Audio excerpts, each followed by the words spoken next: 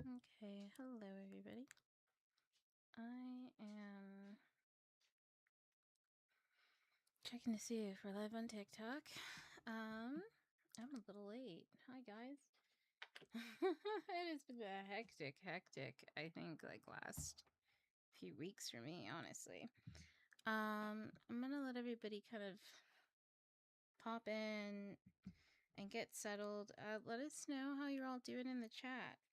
I am grabbing some photos. Today we're going to talk about astrology. Whoopsie. I totally forgot to grab the things I made. I think this will work. We're going to talk about astrology today, some stuff I've been kind of messing with and researching, and I think it's going to be very interesting. I think you guys are going to like it a lot. Let me see. Here we go. Let me paste that in here. What will we call this? I don't know. For now, they're doors. So we'll just call them that. But anyways, we're going to talk about some very interesting astrology-based things today. We're going to do that. We'll probably do a student FAQ, or if anybody has any questions, burning questions they want to get to. Let me open up the live so I can see if people are asking me questions. Yeah. Don't want to see that. I don't want to see that. There we go. I'm just going to put up a screen so you guys can see what we're going through. And then, I have this here. Oh, what was I swear, I have a really good memory and all, but I did not type this down. I have it written. And I think it's important for me to get it so you all can see it.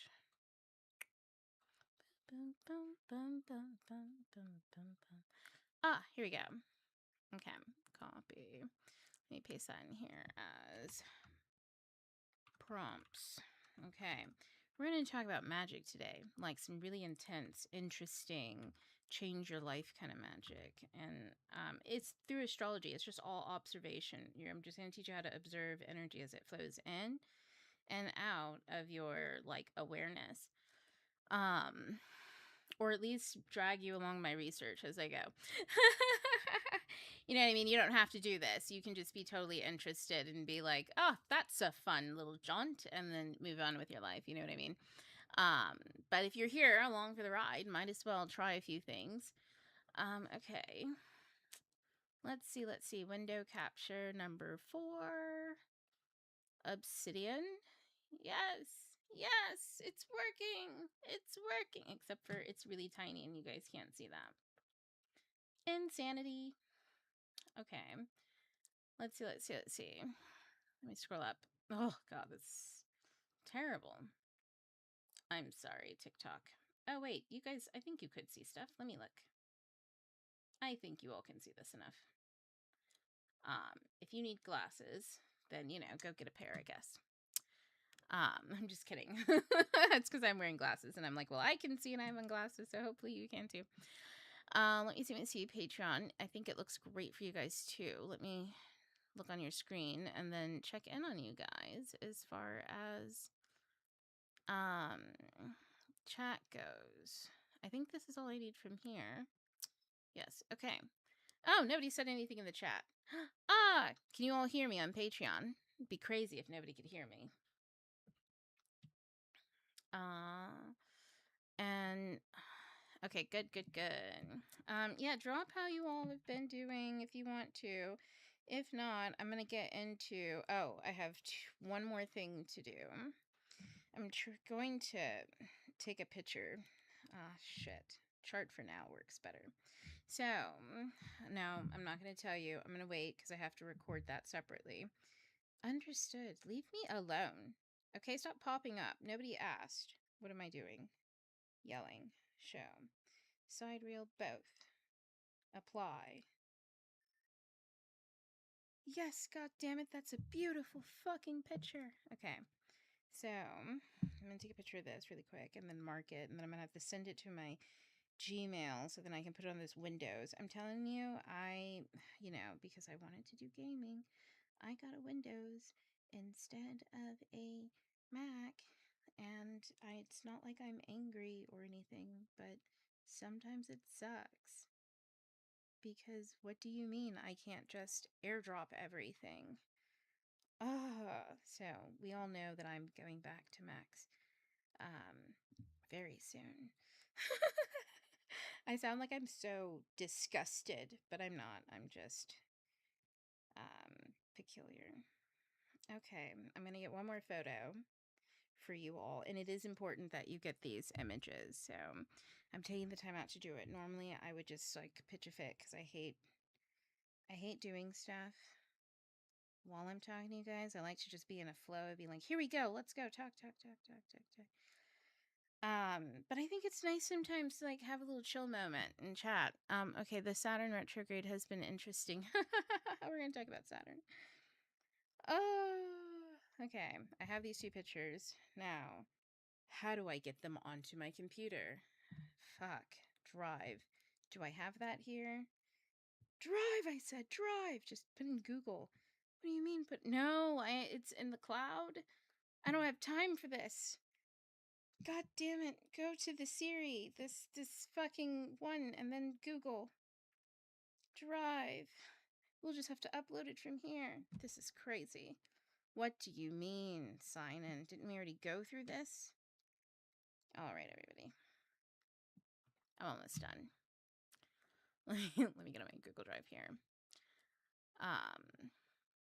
Oh, something I was going to tell everybody is, I was going to start saying goodbye videos. If you're watching this video, it's because I'm good at distracting people while they're going through a tough time. Oh my god, no, just fucking, man, do I sided with another device? No, just use my face. Like, Google, it's me, I promise. It's the same fucking devices I use all the goddamn time. Oh man, we know that you're not this actually careful. Like, I don't understand why they force me through all this security. Can you force other people who are hacking through that security? I'm just gonna stop complaining while I'm using their products. Okay. Upload photos into this drive. Stop talking. Okay. Upload files, photos. Those two photos. Boom, boom. Add. And then I'm going to have them up here and we can get started. Just kind of a heads up, y'all.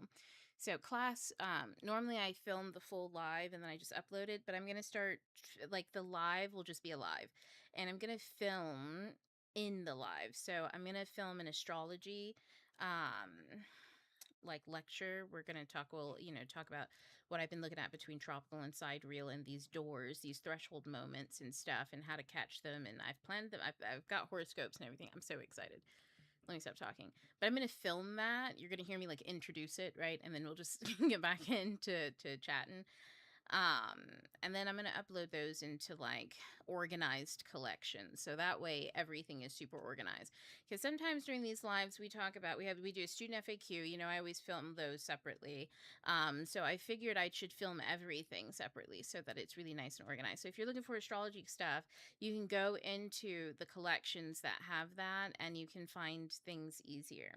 And I think that's a good structure moving forward. Because interesting things are happening. I say that and then I laugh and then I don't talk about it. What are those interesting things? I don't know, Charlotte. We'll have to find out, won't we? Gonna have to get on that web and start spinning. Then we'll see. What am I listening to? All the lonely people. Oh, it's Eleanor Rigby. Something about all the lonely people. Oh, look at all the lonely people. There's a lot of lonely people out there these days. Eleanor Rigby.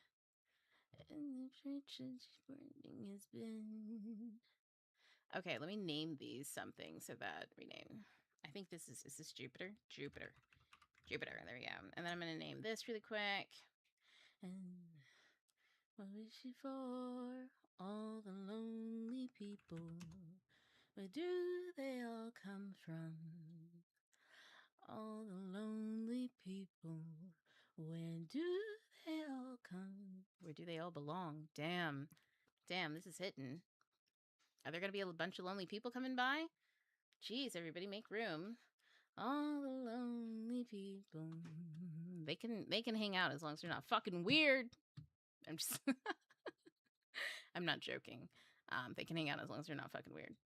I think no one's near. Oh, I'm on TikTok Live, by the way. Maybe that gives context. You guys are probably like, who's she talking about? What weird people? I don't know. I just, the song's playing and I kind of got into it. Where do they all come from? All the lonely people. Where do they all belong? I feel at home with the reflections for sure. Ooh, okay, let me read. I've been feeling everything so intensely, but it's also been so clarifying. Oh, jeez, we're gonna talk about all the feelings. I had an entire I had a pity party the other day. I was like, what is the point of all of this? This is too much suffering. Why am I here to suffer? I was really so sad. I cried a lot. And then I was like, man, because even in all that, I just still felt pretty like still. It's like, when you were, I think maybe it might be a Taurus thing when you were so fixed. It's like I can have an entire pity party and also be sitting next to myself, like, they're there. Cry it out and then shut up and get on with it. That's my Capricorn moon. That's just, it's like, there. Cry, and then move along, heifer. Like, that's just how it goes over here. So for me, I tend to, when I have a moment, there's a lot of clarity that comes after. A lot. That's why I think crying's good. Feeling some pressure cooker type shit, but I appreciate these moments because it feels like what's being pressurized is shit that needed to be examined for a minute. And now it's like, oh, cool. Guess I'm ready to look at it now. And it's like, think about it too. The pressure cooker is like something is ready, but but think about it. A pressure cooker, that's something you cook. That's like when you go home and your crock pot's almost like done and you're like, oh no, did I burn it? And you run over, right? With panic. Like, oh no, but it's yours. You're cooking something. So it's like sometimes when something's ready, we react with a bit of a panic rather than with the like, ooh, excitement, you know? Because especially if you're trying not to salivate, you guys know what it's like to cook something yummy and you're just like circling. You're like, is it ready yet? And it's like, I said that 30 seconds ago. Of course not. And it's like, how about now? What if I just take a piece? What if I just, like you just are so hungry, you're ready to eat, but you also don't want to like take away from the experience. So you're willing to wait. But the waiting is torture, is what I'm saying, right? I had that actually yesterday. I was making cookies from like just the regular Toll House cookie dough. I feel like I shouldn't have said that. We don't say brands here. I'm just, anyways. But no, I was making some, and my son comes up and he's like, "Ooh, can I eat that?" And I was like, "No, I think it gives you salmonella." I was like, "And your dad's pretty serious about not eating cookie dough, and when he's serious about something, I always think it's just best to leave it because like he's more like the medical expert, if that makes sense. Like he knows everything about molds and all sorts of stuff, and it's just like has no qualms for it. I love it because I'm a germaphobe, so works for me. But anyways, I was like, because my son, he had asked, he's like, have you ever eaten cookie dough? And I was like, yeah, I used to when I was a kid. I used to take that little, the little tube and all the little bits and pieces that were stuck on like the little creases when you're making the cookies, or like, if you had a parent that was just like rough with it and like left bits and pieces in the thing. Oh man, I love that. I love those messy bakers. Where I'm like, oh, is all that extra? Can I try that? Right? Yeah, I would eat cookie dough if it was like some leftover. And until my husband, we were much younger then, he was like, no, that'll give you salmonella poisoning. And I was like, oh my goodness. He said it with such seriousness that I was like, I'll never chance it again. Because I thought about it and I was like, why would I chance my own health over some cookie dough. Like, it's not that deep. You know what I mean? Like, but that was the first time in like my deep adolescence. Maybe I was like, I don't know, like maybe 17 or 18 when he was like, no, it'll give you salmonella. And I was like, why would you deny me this, bro? Like, what are you talking about? So like, it gave me perspective in that age where I was like, you should make good small choices in life to lower the chances of things, because that's an overall good habit to have. And that's why I stopped eating the cookie dough on principle, because I thought that like that was solid. It wasn't arbitrary or anything like that. Because I was like 18. What do that's as many brain cells as I was working with. Besides the fact that like salmonella is like, terrible. Who wants to experience that? I have the privilege of not really having a lot of like sicknesses like that. So I don't weigh that as heavily as like people who have experienced those things do, or did at that age, right? So I was going off principle alone. And yeah, that was something. Anyways, I was experiencing that yesterday. My son had asked, and I was like, no. And then I looked at it because, like I could feel him salivating. Like, oh, I just want to try that little piece. Because, I knew what it was. I knew what it felt like. So I could feel it myself. And that's when I had thought. And I was like, man, patience and devotion to self is in what you do in those moments. Like, what are you willing to sacrifice in that moment? Are you willing to wait a little bit for guaranteed health? Or are you willing to risk a little bit for uh, possible satisfaction, or for like guaranteed satisfaction, right? Because you're gonna eat it and you'll guarantee to feel satisfied by at least getting what you want. How satisfying that is and for how long, you know what I mean? Anyways, oh, thank you. About my hair. I know, it's so cute. I like to, I've been playing with it. It's been my, like, toy lately. It's a sensory thing. I like massaging my scalp. And so, like, it's just been, like, a whole thing. I've been, like, froing and compact froing my hair. I refuse to go out in a compact fro because it reminds me of, like, black sitcoms in the 90s for some reason. Like, I like not like the newer ones, but like the ones that played like the Jeffersons. Like, it reminds me of Jefferson's fro, and I'm like, oh no, compact froze, no. Like, what a uppity. Anyways, let me stop. Anyways, it's like childhood trauma.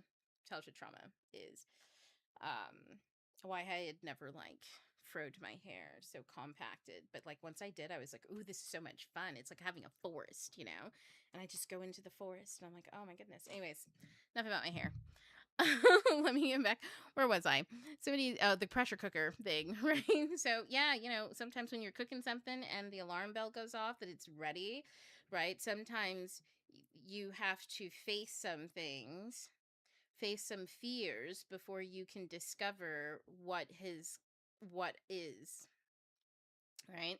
You have to face some fears, like what if it turns out bad, what if you did it wrong, what if this, like, and whatever is pressure cooking for you, it can be those could be small steps or small fears or big ones. When it comes to food, it's like, man, what if I wasted all my ingredients and it tastes like shit? Like, oh man, especially when I was in my 20s, cooking was really expensive. Okay. It was like I was going to school. I had a very shit part time job. I lived with my best friend, now my husband, at the time, and he had a shitty full time job. And we were very young and doing like young life. And it was expensive to even cook. So just fucking up your food is like not an option. That's why, like young people don't experiment as much as they should, because they're when they come from lack or scarcity, because it's like, they don't want to waste what little there is, right? And so yeah, no, it's real. When you are walking to something that's complete, the idea that you could have wasted your efforts, that's real. If you are creating something, you are coming from a place of lacking it. Doesn't matter whether you are in survival mode or not. You could be creating anything, and if it all goes to shit, then it was a waste of effort. You know what I mean? Like, it doesn't really matter. Um, what it is that you were creating. That feeling of I created it because it did not exist before, exist across all spectrums. So fears come up all the time. It happens to me all the time too. I've been getting so many different signs and synchronicities. It's like, and then the more signs and synchronicities I get, the more irritated I get with like spiritual signs and synchronicities. I'm like, go away, stop it. You're making me feel delusional. You're making me feel crazy. Get out of here. Get out of here. Scam, come back, come back.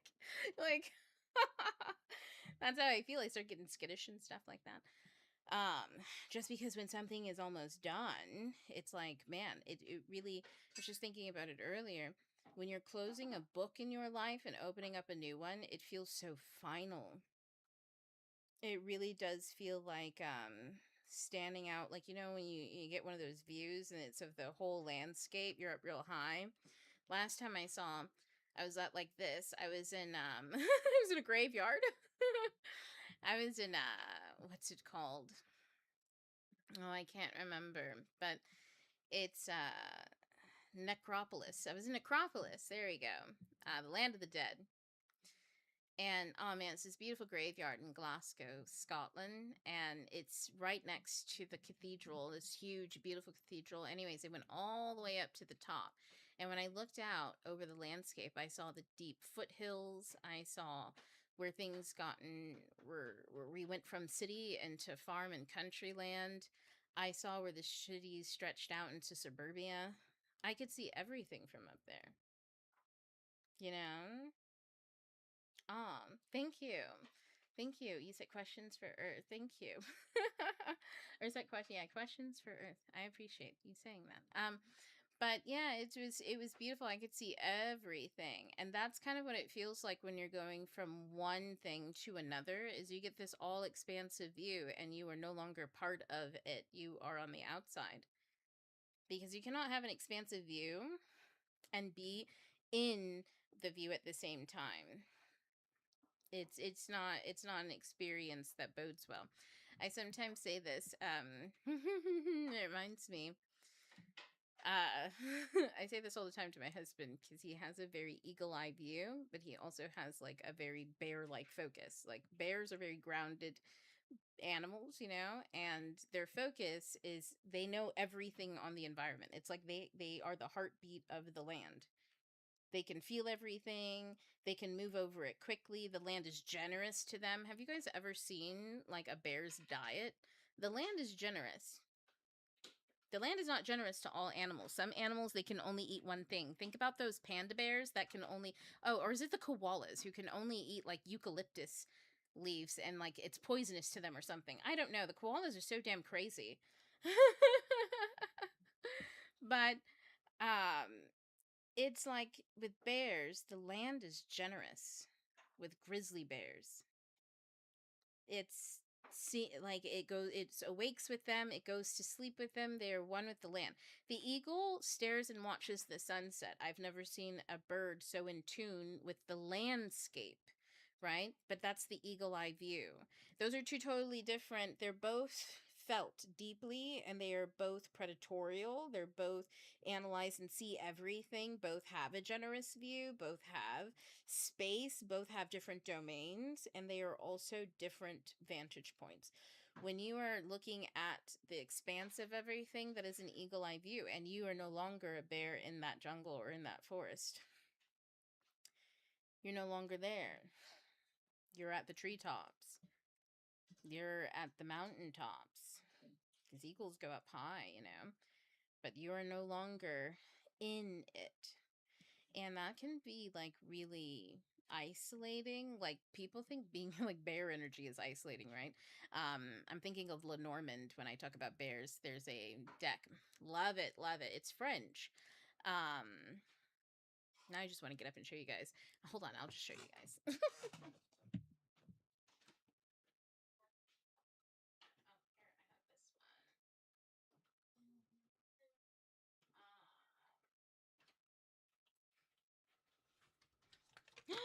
No, I dropped some.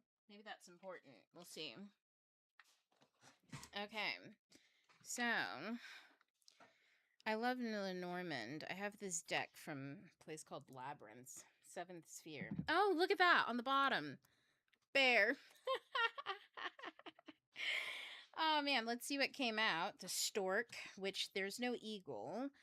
There are birds, but this is a stork. That's like new beginnings. We were just talking about that. Oh my goodness, a crossroads, across a burden to bear. The sun on the mountain. I just told you how eagles look at the sun on the mountain. Oh my God, Lenormand. It's so fun. That's why I love it. You get what I'm saying? That's not even how it works. That's just, I haven't seen this deck in so long. Maybe it misses me too. Look, the mountains in the back. I was just talking about it. And we're birds. See? Anyways. Can't make that up. Can't make that up. Literally dust on this thing. This is why you just follow your hunches, people. They take you to great places. But the point that I was getting at is in Lenormand, the bear represents isolation and solitude, but also identity, confidence, right? There's a lot that goes into being the bear, but all of those things are like a cross to bear, and they lead you to a crossroads. A bear has a lot of responsibility. A bear is interconnected to everything around it, and so therefore kind of like Satyrian in the way that it navigates the maze. It's like Daedalus in the maze. It builds a maze, a matrix. The forest orients around the bear orients around the forest. It is the bear's domain. That's kind of like what apex predators tend to do, is they tend to organize the domain based off of their energy, and it's the way they insert and assert their way into the world and how nature responds to them. Like, it's not necessarily like if you were just narcissistic and you just assert your will and way into the world. You also have to be able to take what nature throws back at you, and that's where the bear, right, has to cross the mountain to get the bird's eye view of the sun. You know what I mean? Look, and there's a heart underneath this, which I always, oh my God, the tower. See what I'm saying on the book? I just can't. It's all just Lenormand. I love it. But it's like, being a bear comes with its burdens. The eagle, though, has no burdens. It's a new beginning, right? So it's like the storks here. It's a new beginning. It's something that exists up high. It's not crossing anything. It sees it can see the matrix from the outside, so it's not in it. So where the bear longs for the freedom to be able to go beyond itself, how do you go beyond yourself when everything orients towards you? It's like, man, you can't get out of who you are because everything keeps telling you this is who you are. And that's the cross, the bear, the burden of the bear. Which is why the bear has so much strength and resolve and can build the confidence to go beyond anyways. And a lot of native storytelling, I was just wondering, I was like, oh man, should I have recorded this? But no, we'll record when we start the astrology. And a lot of the native storytelling, the bear and the journey of the bear, there's one story called The Daughter and the Bear, I think. Yeah. Or The Daughter Who Married the Bear. I can't remember right now. I'd have to look it up. But it represents someone who has to leave their home, what they know, and go out into a space of independence. But that independence also comes with interdependence. It also comes with it's like its own environment, its own game, so to speak. Of learning how to be interdependent as two independent beings. Whereas, like, generally speaking, the girl comes from a family of, like, more prey-like people. So her bearish behavior is threatening to them. She needs a bigger enclosure, must go out into independence and make her own enclosure. To which she kind of found a guy who was a bear, and then he ended up having children with her. There's a whole thing that makes you wonder and question about a lot of different things. But I think as allegories go, it's about what creating independence looks like, because especially after somebody comes into puberty and estrogen, and what claiming power looks like when you are in a fertile motherhood phase, from maiden to mother, from mother then to crone, and all that kind of stuff. But anyways, yeah, the bear represents all that. The There's a lot that goes into bear mythology, and especially when I talk about like the grizzly bear. I'm sorry, y'all. I should have said that specifically because there are many different types of bears. I mentioned that about the koalas, didn't I? You know, nature doesn't seem so giving to them. But like the grizzly bear especially has a lot of duality to it. That's why also bear in many different cultures, bears are people. You do not eat bear. Bear are people. They are people, meaning that their consciousness and their frequency of consciousness is like the same as interacting with a person. But that person is limited by their physical stature because they are a bear. And bears have to us humans limits, and to bears we have limits, if that makes sense. But we can see, like, you can connect with the creature and go, when you see its strength, it's when you see what you perceived as its limitations, right, being a bear, as strengths, and then you start to understand the bear, then it presents more as human, I think, than like deer do. Deer are very prey like animals, you know. Like there's sometimes, oh man, sheep always give me the heebie jeebies. There's like nothing going on in those brains, you know what I mean? Like it's like something goes in there and it's like and they're just like until it comes out. I don't know. Sheep are obviously not my thing. Oh my goodness, I was talking a little bit about Saturn, wasn't I? The Saturn the bear thing. Okay, so now it's like, cool, guess I'm ready to look at it now. That's so true. Our lives are comforting, insightful, and funny. I feel at home with the reflections for sure. I'm super excited for class today. I took a huge leap and began a 10-month trip across Southeast Asia, and it's been so refreshing thus far. Ooh, congratulations. That does sound great.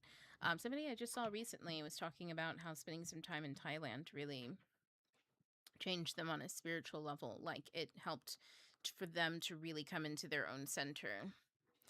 Love it. Not that's so real. I'm facing the fear part of the alchemy, and following joy whilst witnessing the fear, which has been useful. Eagle eye view feels very Aquarian. It is. I was going to say that the eagle then is the Uranus, the madman. The eagles can see that everyone is in a matrix, and so by that manner the eagle has no interest in being in the matrix, and so therefore it cannot connect with anything in the matrix, which means it doesn't know the matrix. It can only perceive its existence. That's why you ever notice when you see eagles and they come close down to the ground, the more fragile the eagle appears, but the more up in the sky it is, the more grand the eagle is. Like it's that flight that gives its grandness. When it comes down to the ground, I used to live in Florida, so there were eagles all the time. um, they look powerful for sure, but they are far more fragile than when they are like flying. It's so funny. My grandmother used to have an eagle that would. She told us that this eagle would fly her into work all the time. She would, she drove from one city to another. She was superintendent at like in a county, and but generally back then people didn't live in the same county that they were working in. I think it keeps them kind of impartial and stuff, but anyways, so she had a long drive, and on that long drive, Florida was still pretty much like being developed and stuff. There's this eagle that would just come in and follow her through, and then apparently it followed her through when she did her last retirement drive too. So I thought that was really special. I'm laughing because it's like I don't know why that came up, but it did. Also, I'm laughing because I have a very like precarious relationship. I don't have a relationship with my grandmother. That's what's precarious about it. Um, so I laugh because sometimes things do still come through that are very like insightful, and it's just funny to me how life works that way. But yeah, the concept of being on the outside, she was always on the outside, and had a hard time tapping in, if that makes sense. So this is like, an over, it reminds me of the Odyssey when Odysseus identifies as Athena, and you see it in the beginning when he just gets these ideas and he just wants to get this idea and he wants to do this.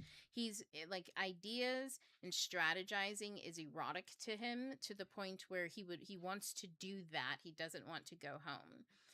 And that comes from like over empathizing, right, with one energy or the other, and then it starts to play out and what you look like. And his energy played out around him like he was Athena. He was always going to win, which means everyone around him is an opponent all the time.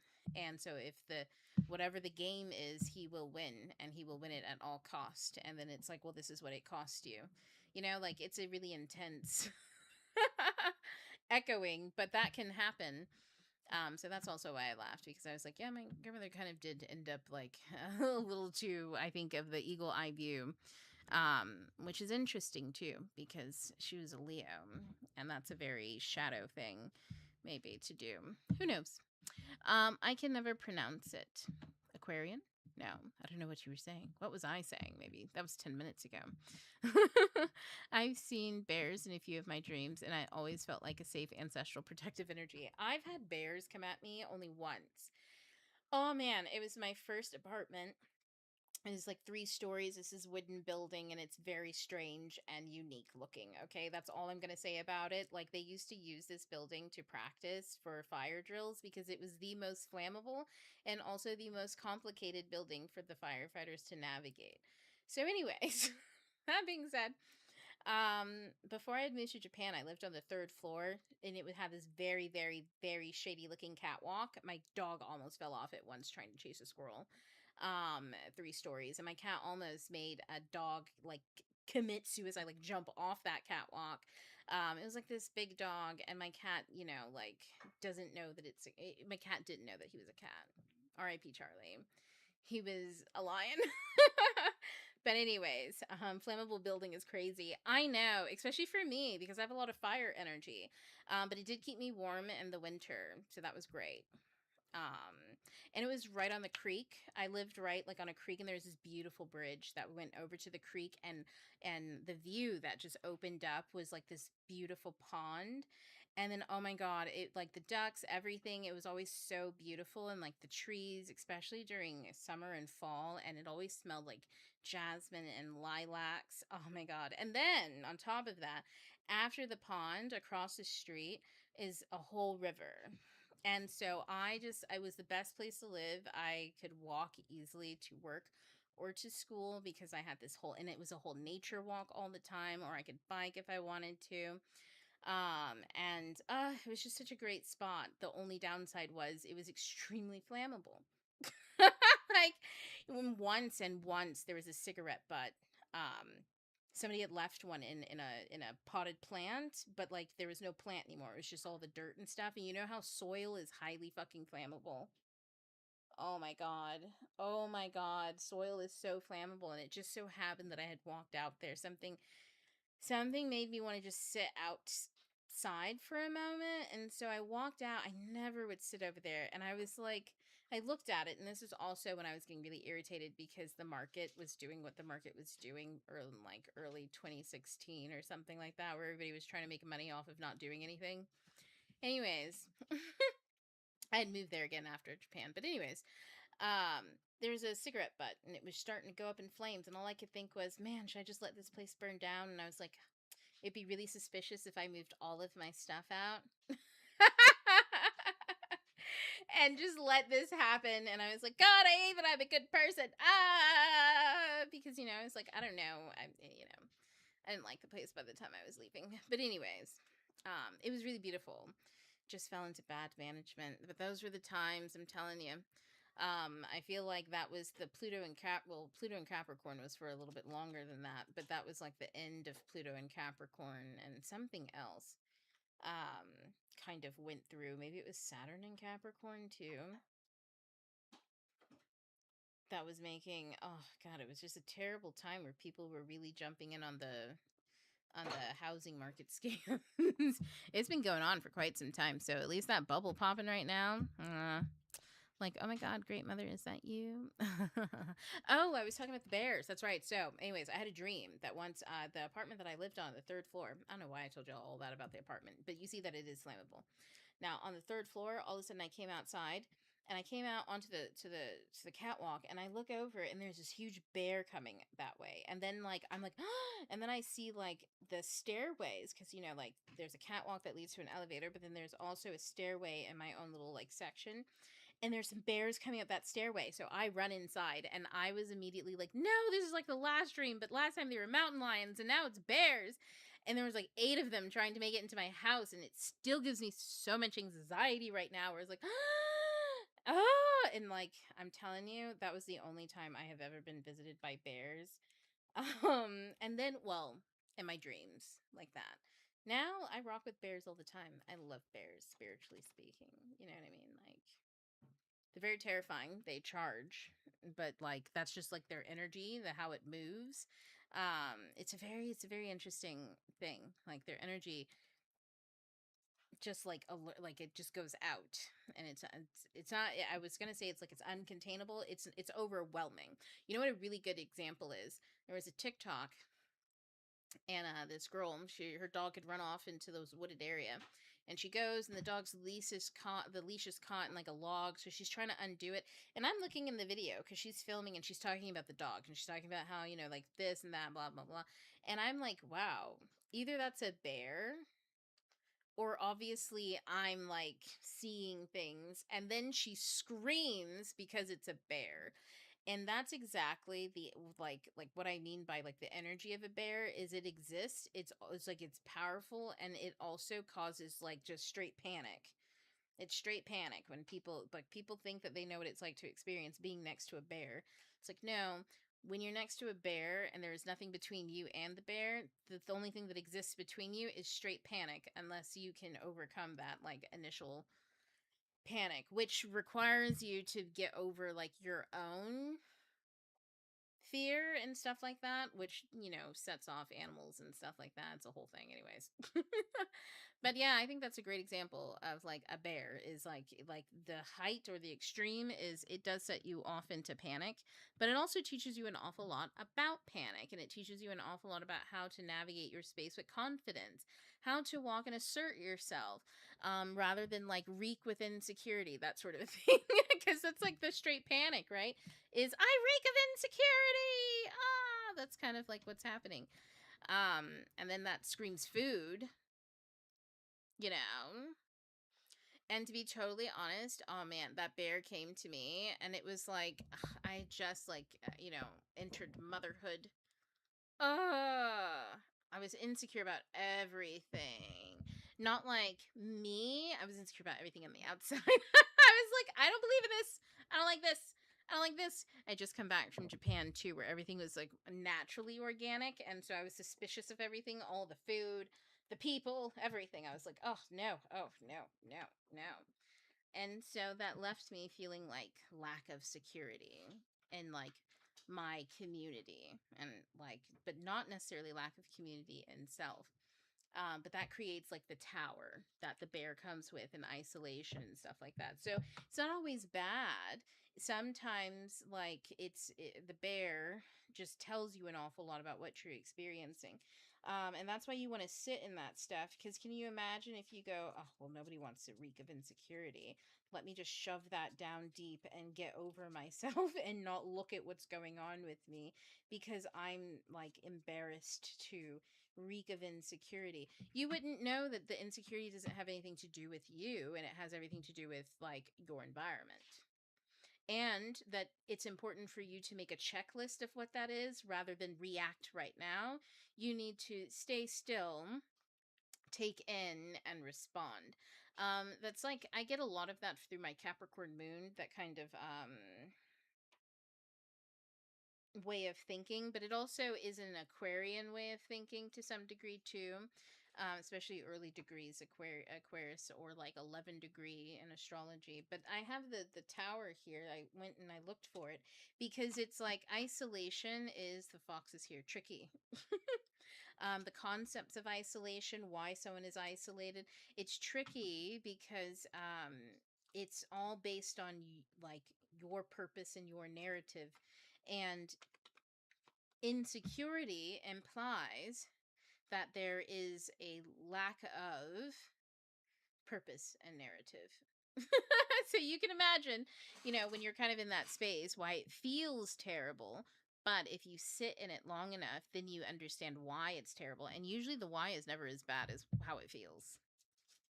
Like, I'll just tell you that generally speaking, why something feels bad is almost never as bad, or like is never as bad as how it feels. The feeling is always way worse. You always are like, oh god, but like the actual issue is maybe like a 2. So on a scale of 1 to 10, 10 being like really bad, the issue might be a 2, but but it can feel like an 8. And you can recognize that you feel an 8 next to a 2 thing, and that does not make you feel less 8. You just then feel out of balance, right? And then you feel like you're overreacting, and then like you can't trust your reactions, and then that cycles the like insecurity again. Yeah, that's a whole cycle thing that can happen. Um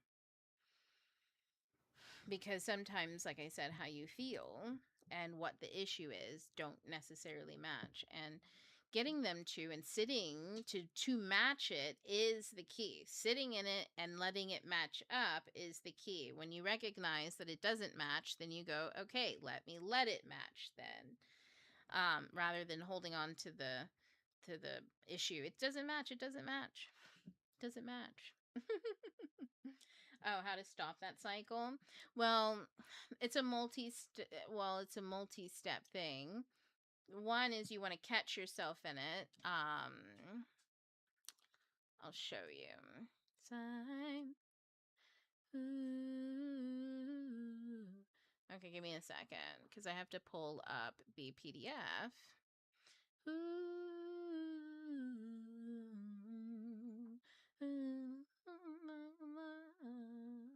Okay. Whoa, whoa, whoa, whoa, whoa. Whoa, whoa, whoa. Where's my thingy? Okay, there we go. Okay. Oh, Jesus Christ. This love. Okay, guys. There we go. Okay, so how do you get out of a cycle like that is the question. Okay.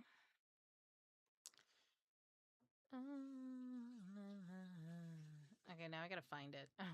Okay, they've got like 50 different screens going on. Okay, so the first thing is, so like when something like that's happening, first is you have to notice that it's happening. That's the first thing, is you have to be able to notice that it's happening. So in general, I like to flat label anytime you feel negative or you think negative, it's probably a good time to check in with yourself. That's my blanket rule that I go by with myself. You know what I'm saying? Because that is objective, right? How do you recognize when something's going wrong? Some people can say, oh, dang, okay, Megan. It's like all the hot girls going pop, pop, pop. I'm like, okay, I guess we can talk about that while this is happening. Ooh, ooh, hit it. Okay, where does the flow break? I'm just kidding. I'm not doing this. Anyways, the point is that you have to notice when it breaks. Some people might notice because they have very specific tells. You might have some very specific things that trigger you, and you know it's your trigger. And then there are moments where people don't know until like the trigger is too extreme. You don't like the trigger. So the trigger could be you're arguing about the same thing with someone again. Like that's when you notice something's gone wrong. Rather than like when it actually goes wrong, like the initial miscommunication or the something something. You get the point. Like if you're like, I don't like the trigger being a hot moment or tension. I'd like it to like be the moment my thoughts are forming, the moment that I feel off, right? That's generally where we want to get the intuitive feeling. Is I notice something's off when I feel off, because you have a feeling about something, you think that thing, you act that, or you express yourself in that energy. I think that's the best way to say it. You express yourself in that energy, whatever that means. So a good example is you're sitting at a dinner and it's of a group of friends. Some of them you work with, and some of them are like, you're getting to know outside of work and stuff. And one of the girls that you know outside of work and one of the girls that you're getting to know are looking at each other, and then they look at you, and then they start smirking, and then they laugh, and then they're like, look at your reaction, and then they try to really hide it. And then when you go, what? And then they're like, oh, nothing. And then you go, no, what? And they go, oh my God, don't be so vain. Not everything's about you. Seriously. And you go, okay, okay. That's a scenario that just happened. Boom, boom, boom, boom. Do you want to notice that something's like wrong when you first meet that person? Do you want to notice that something's wrong in that moment? That you didn't like how weird that was and then shift your behavior? Do you want to realize that something was wrong after you get home and you were thinking about it? Do you want to notice that something's wrong during the big blow up argument a week later when one of them's had too much to drink and is starting to project weird stuff onto you, and you're not interested in all of that, and then someone says something rude, and then you start yelling, and then they're yelling, and they're like, what the fuck is even going on here? Is that when you want to notice that something's off? So generally speaking, we want to get it to, I feel something's off in the moment. You don't want to be hyper vigilant where you know that something's off about someone before you even really get to know them. That's a bit, that means you're working off of a lot of like preconceived notions. Like, it is okay for you to feel like, I don't really need to get to know you because I feel that's okay. It's perfectly fine when you feel like that, but generally speaking, that's not you just want it to be in the moment, because in the moment means the moment that you meet them or the moment that they do something weird. Does that make sense? Not when I meet the person, but just in the moment, because it means you'll catch it regardless of when it's happening. When you try to, the reason I'm highlighting this is because it's a control trap that the brain tries to do. If you try to like um manage your intuition about things, or the information you get with, if you try to control it in any way, you're not going to get information clearly and accurately. It's always going to come with some type of bias, because you are only as good as the second before now. Everything else is new. So you can't collect new information that you don't even know exist if you don't know that it exists. And so if you go into situations with a bias, that's my point. So generally speaking, healthy intuition says, when in the moment is when I feel something and I recognize that feeling as joy, I'm leaning in, or I'm being put off. I'm kind of being pushed away, pulsated out of it, like repulsed. Like, repulsed doesn't mean that you find someone necessarily disgusting, although we are heavily repulsed by what we find disgusting. It means that you're like push, push, push, push, push away, like a repulse. You're using your, like, think of the word pulse. It's a heartbeat, and it's like one that happens over and over and over again. So it's kind of like scooting away from a thing, and that can feel very like jarring. That's why when people get the ick or they feel repulsed by something, it's such a visceral reaction, because it's like a lot of energy making you like pump the brakes kind of on something. I feel like I'm like, repulsing away. But anyways, yeah, when it comes to your intuition, you just want to notice in the moment. So generally, I say for blanket, to get everybody there, is um anytime you feel like negative, or you are thinking negative, or you are expressing negatively. So that could be you're saying negative things like, oh yeah, I guess it does kind of suck today. Or you are standing like in a negative position, so you're holding a lot of tension and you're like, oh god, everything's just hurts today, and this and that, right? These are all negative expressions in some way, shape, or form. because you're experiencing some type of negativity. And then what if you are doing negative things? So if you're like slamming stuff down and I guess if you're like angry, or if you're being sad isn't necessarily negative, but it can be like a um unwanted experience. So that sometimes is something that you can then identify as like, it's this is a negative, right? Like I would prefer to be feeling joy, or prefer to be feeling neutral at best, but not sad, right? Yeah, when you get to the place where you're able to identify, I feel negative in the moment, that's let me put it this way.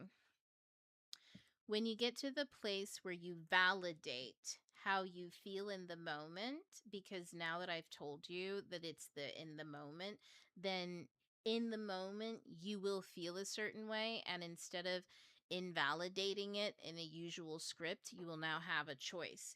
Do you want to invalidate this, or do you just want to go with how you feel? You will have that choice. That's kind of like the gift and the curse of listening to me sometimes, is that I give you new frameworks, and the framework, you have a choice now. I know a lot of you probably experience that to some degree, because that's just how it naturally works. Is when you have a new choice, then you either do something new, or you do the same thing expecting something new. And then when the same thing happens and everything goes haywire, then you know why. So then you just do the new thing, and then you brace for impact, and and it doesn't happen because you did something new. And then you go, whoa, oh my God, she's a witch. Nah, you're just doing the new thing. You know what I mean? No, I'm a witch. You should believe that. But what we're getting at mostly is that you just want to get to the place where in the moment you make the choice to go with what you feel. Going with what you feel means sit in that and ask yourself, do I want to sit in this, or do I want to like leave? What does that mean, right? That could mean you exit a conversation. That could mean you leave altogether physically, right? That could mean you say no to an offer that's being, because like it's not always a negative thing. Sometimes someone's giving you an offer. Sometimes you got to choose between, man, I had this once. I had to choose between 3 offers, you know. People were like, "Hey, we'll give you this deal, and this," and I was like, "I don't know, fellas. I don't know. Let me talk to the others," right? It was for Smash It. It was like a 3 auction. I think it was a 3 auction. It started out as 4. But it was a 3 auction, whatever you call it. 3 house auction. There we go. And yeah, you just listen to the conversation. They do their pitch. They present something, and then they present all their offers, and you get to look at them, and sometimes you're looking at really good offers. So how do you know which one to go with? Well, the one that makes you lean in a little bit more. Go with that. The one that makes you feel better. Well, that one doesn't look right on paper. On paper, this one looks the best. Everyone keeps saying that because this one has more money on it. Okay. How does it feel for you? Well, see, sometimes when we get to that place where it's like, are you going to go with what you feel, or are you going to go with everyone, with the logic of everything?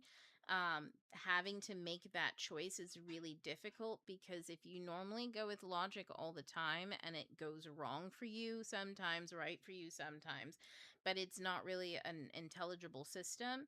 It's more like just, as soon as you think you know how it's working, it all changes. If you feel like that often, like when you're interacting with anything, honestly, it could be with communicating with people, it can be with picking up hobbies, it can be living life. I get a lot of professionals who are great at working but terrible at living. Man, I've had to say a few times, go get a life. which reminds me, oh my God, sorry. I got to do a 101 consultation. I got one tomorrow, which, by the way, everybody, 101s are open. You can always grab one. I try to put a link in all of the newsletters, but I think there was a link in my bio. Where is my pen? I bring a pen here every single time, and then I take it from here every single time. I am so sick of having this conversation with myself. How am I supposed to write this down and remember without my pen? Why would I do this to myself? I really have a problem. I'm telling you all. I have a box full of zebra pens, and I like between 3 different locations in this house, I am always losing them or like stockpiling them in one area for some odd reason. Anyways, okay. In my brain, 101 file. Oh, I could just write that down here. I have a computer. That was so silly of me. I feel silly. Where am I going to write that? Where am I going to remember? Sorry, I'm just going to write it top. 1-on-1 consultation follow up. That's not a follow up. It's a whatever. Well, technically it's a follow up. Okay. Just for anybody curious, consultations, you do have to fill out a form for me. It's just some information, help us kind of like get going. I send you an email so you know what to expect, and then we meet, and then I record, send you that, and follow-up notes, usually some homework. And then you have a good life. Works every time. Like a charm. Even if you're like, it's not working. Some people always say, I love getting these.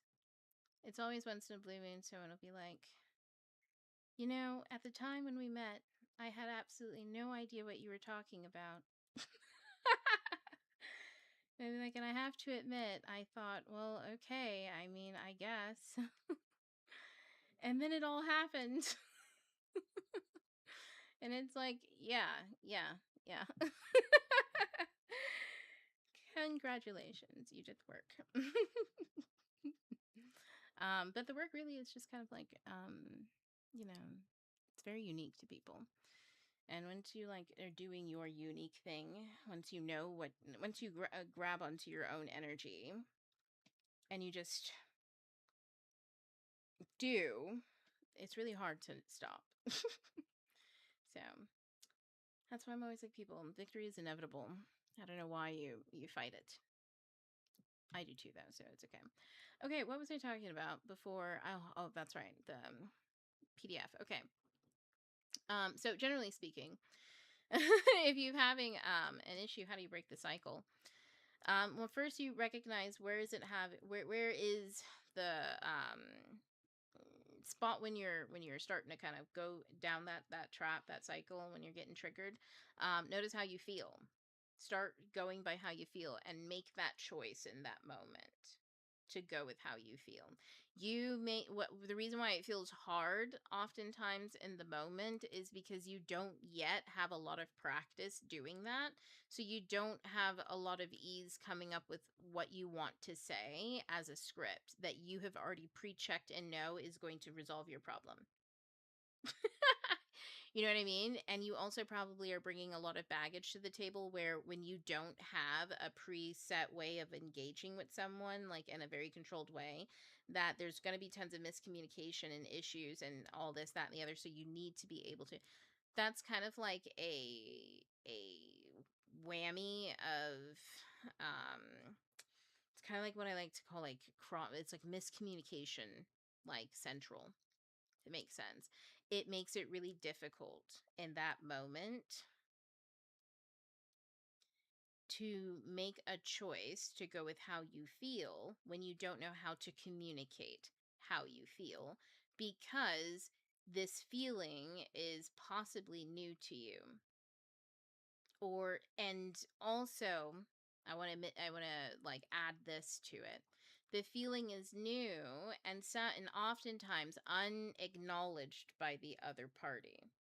That's what's causing an issue, because it's like this is a new feeling, but you don't know what to do with it. It's probably been unacknowledged in some way. So it could be a way that you feel about something. It could be the way that they feel about something. It could be anything. The energy could be neither one of you, but someone else walked in who smells like gangrene. I don't know what that smells like, but I don't want to know. And that's going to be a very unpleasant experience for you.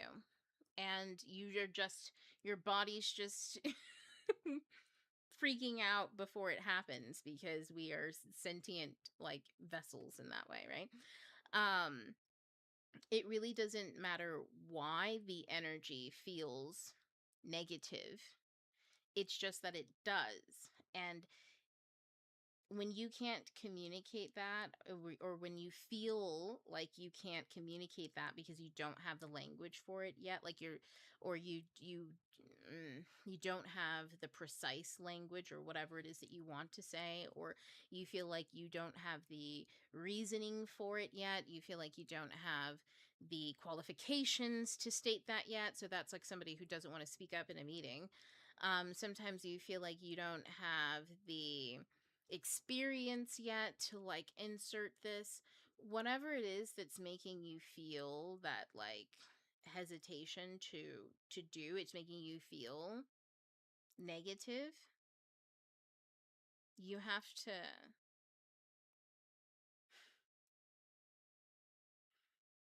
you have to deal with the negative instead of trying to communicate with others how you feel. You have to stop and go inward. So this is that next step. You have to stop and go inward and meet that negativity so that you can develop the language, et cetera, et cetera. So sometimes in the moment, that means walking away from an uncomfortable situation. It can mean changing the topic. It could mean pulling back from a relationship. It could mean stepping forward when previously you would not have. Generally, though, what it means is some type of change in your behavior. And that does take that like bear, like bravery, because you're operating. Oh, here's a good and pull it all together, right?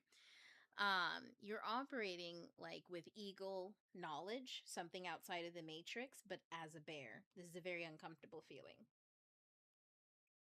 It's very uncomfortable when we're in that like that feeling, because it really is like let's see, why did I unplug that? It really is like Saturn and Uranus in the exact same spot, which always feels overwhelming. Because how do you put structure and chaos in the same room, right? They end up fighting, and one of them one of them maims the other one so he can't create anymore. Saturn, maimed Uranus, and then he cut off his penis. His penis fell in the ocean, and then out from that came Venus.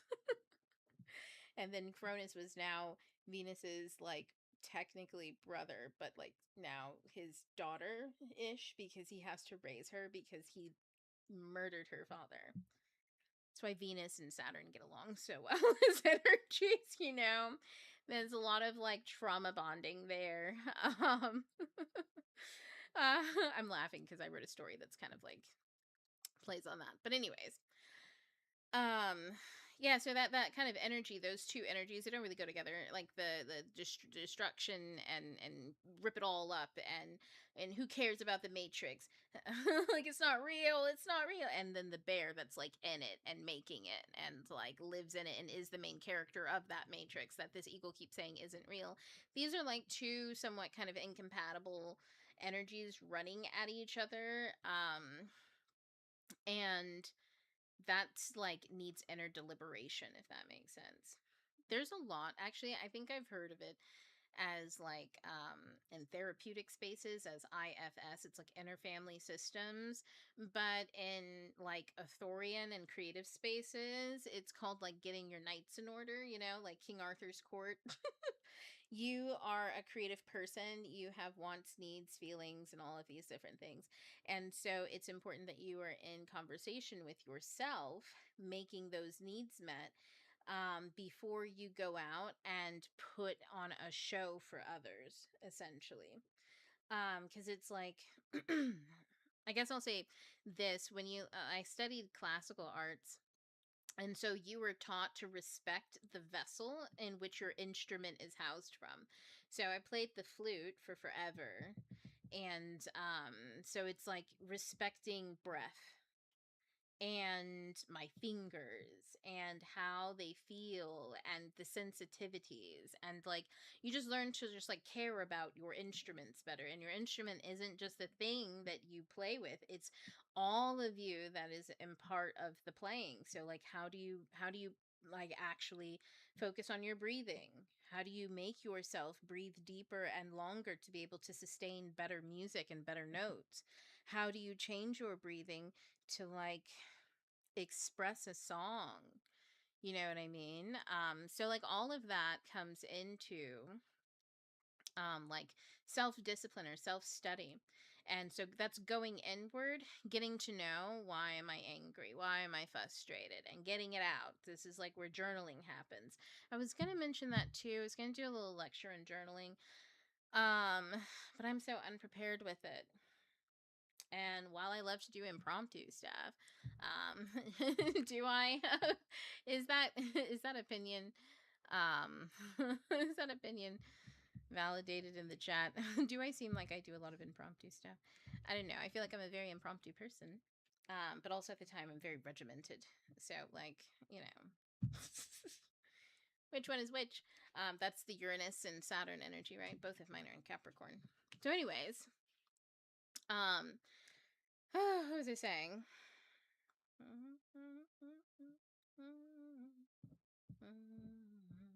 Sorry, I'm seeing bears. So many of them. It really is something.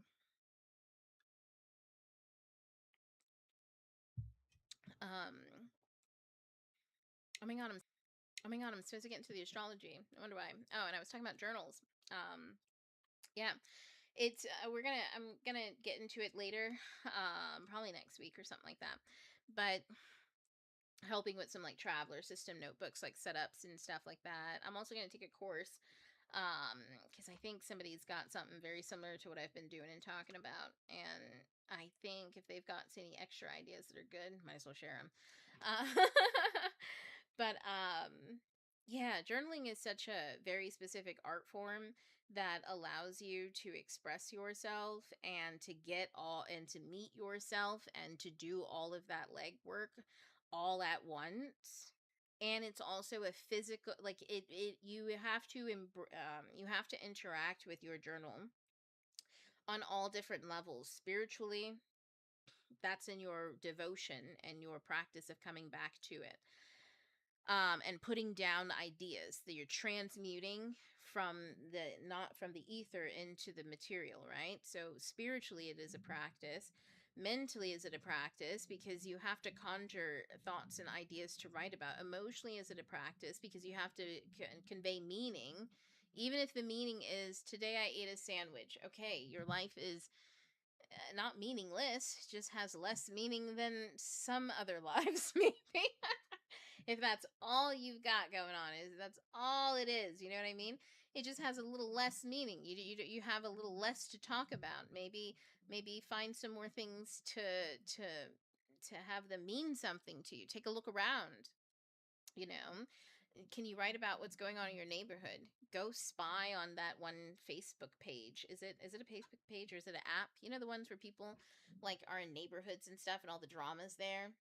Somebody, oh man, somebody talked about somebody talked about like making a Facebook page account or something like that and pretending to be part of it or something like that. I don't know. People do a lot of weird shit for fun, making alternative lives and things like that in digital spaces in ways that is both astonishing and slightly terrifying to me. But but like, you know, go spy on one of those like notebook neighborhoods or something like that, and then write down your petty thoughts on everything as if you were Lady Whistledown and it's Bridgerton.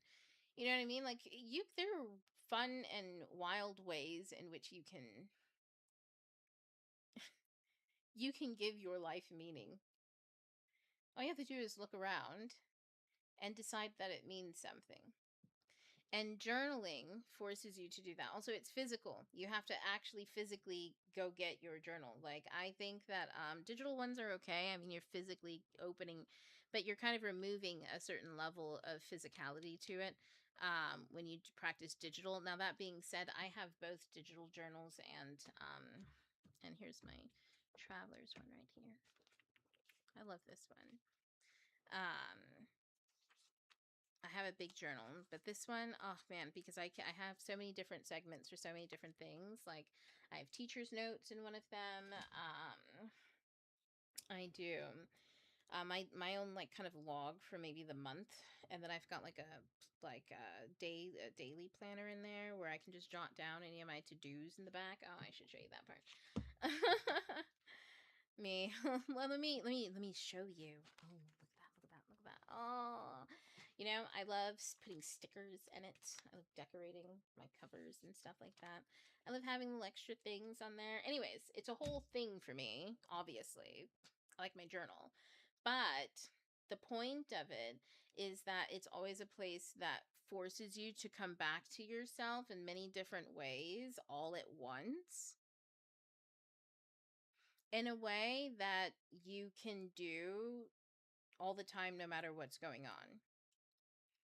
Like sometimes it's not easy to go to a yoga class. I know. So, I mean, I'm just making that up. Like, some people are like, yeah, that's what my yoga class is for. It's like, yeah, but if that's the class that you go to and that's your reset and your resets on Sunday, what are you doing while you're all uptight on Monday? What about Tuesday, Wednesday, Thursday? What are you doing? Are you gonna have an impromptu session? You know what I mean? Or can you like get your shit together really quick by writing some notes down for yourself so that you can regather yourself, so that you can give yourself the time to say, I'm important enough to go slow, to like legitimately think about it.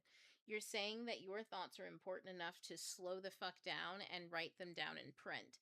I am telling you all this as someone who likes to go and do things really fast. Like, I love having multiple things stacking up at the same time, and then it's done. And it almost happened like seamlessly. Oh, that's magic to me. It's also kind of like insane sometimes. Um, so I understand totally and completely the feeling of, I want to say, like wanting the freedom to do all the things at once, and the limitations of not being able to, and how you make that impossibility actually possible. You just you organize the chaos.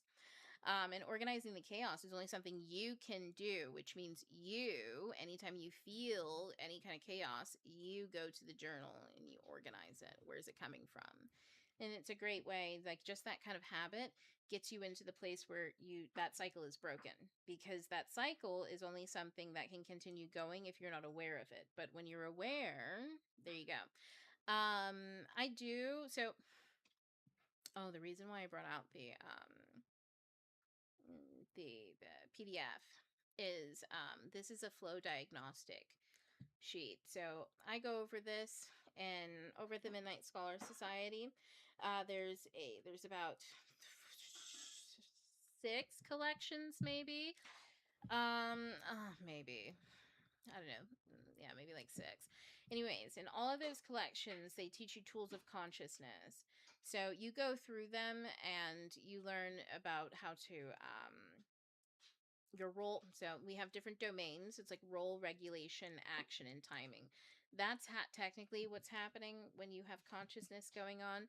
So it's easy for me to tell you that in the moment, right, you make these choices, go and journal about it. But in the moment that you're freaking out, there's a lot of complicated shit that goes on where you're like, that's easier said than done. Like sometimes my aggression and my anger is so intense that it takes me a little while to even remember that it's okay not to be angry sometimes. Like you're like, I have big feelings, right? So that's where we break it down so that you can actually understand what's going on in the moment, to be able to catch it a lot sooner and at a more fine-tuned pace.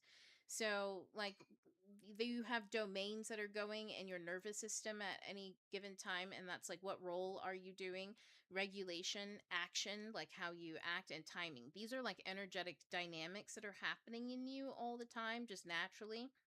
And when you know what's going awry, what domain it's in, then you know what tool to use. You know how faster to go, oh, I need my journal, or oh, I need to breathe. That's it. I just need to breathe through this.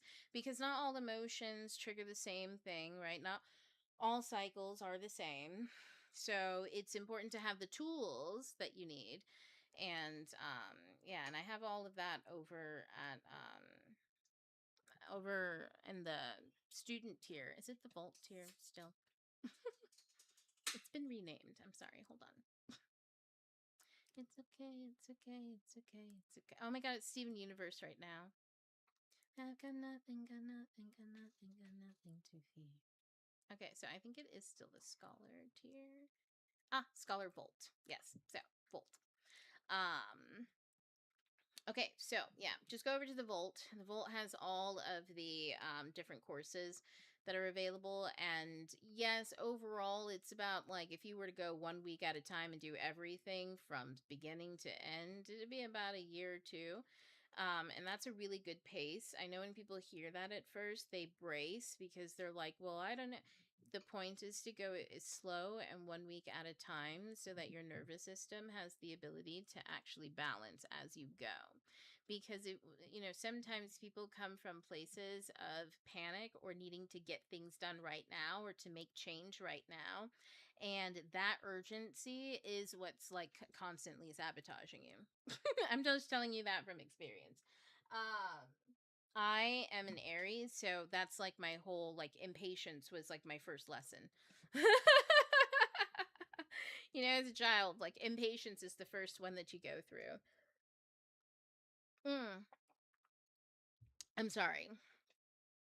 Impatience is the first lesson, and then urgency comes right after. Yeah, urgency. Then they're like neck and neck, okay? Because to an Aries, everything is urgent, meaning everything is something I just do right now. So, a good example of this is like if I'm in the kitchen and I'm going to cook, and there's a few dishes in the sink. I'll cook and then I'll do a few of those dishes in the sink because I might as well do it because I'm right here right now. And then as I'm cooking, well, let me make sure that I time this really well so everything's hot and temperatured at the exact same time. So I've got like a cooking tick going, and then I'm like doing dishes. And this is like because I've also got Gemini and Mars, or Mars and Gemini, I'm sorry. So it feeds into this like Aries rising tendency.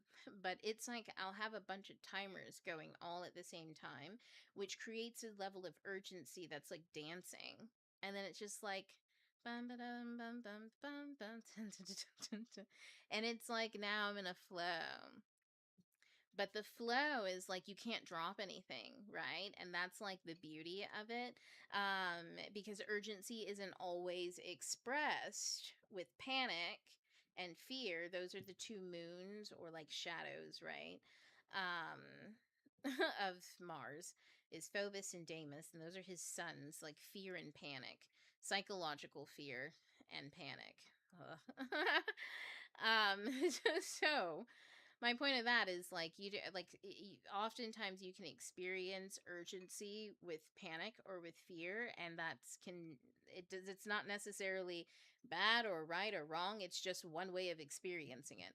Another is with purpose. Another is with joy, glee, that's like dancing. And this is energy because it's urgent that you have to keep tempo, and keeping tempo means that you have to have a certain alertness about you, and you have to have a certain like ability to like split your attention, or your ability to focus. There's so many things that go on with it, but it's all very quick, quick, quick, quick, quick, quick, quick, which is an Aries like energy. Oh man, yeah, talk about Saturn and Aries. Oh, that's right. I gotta start recording. But anyways, I'll just do that because it's like 6:30 right now. Yeah, yeah, we got that for the. We'll do that for about 30 minutes. What was I saying? Let me wrap it up. Da, da, da, da, da, da, da.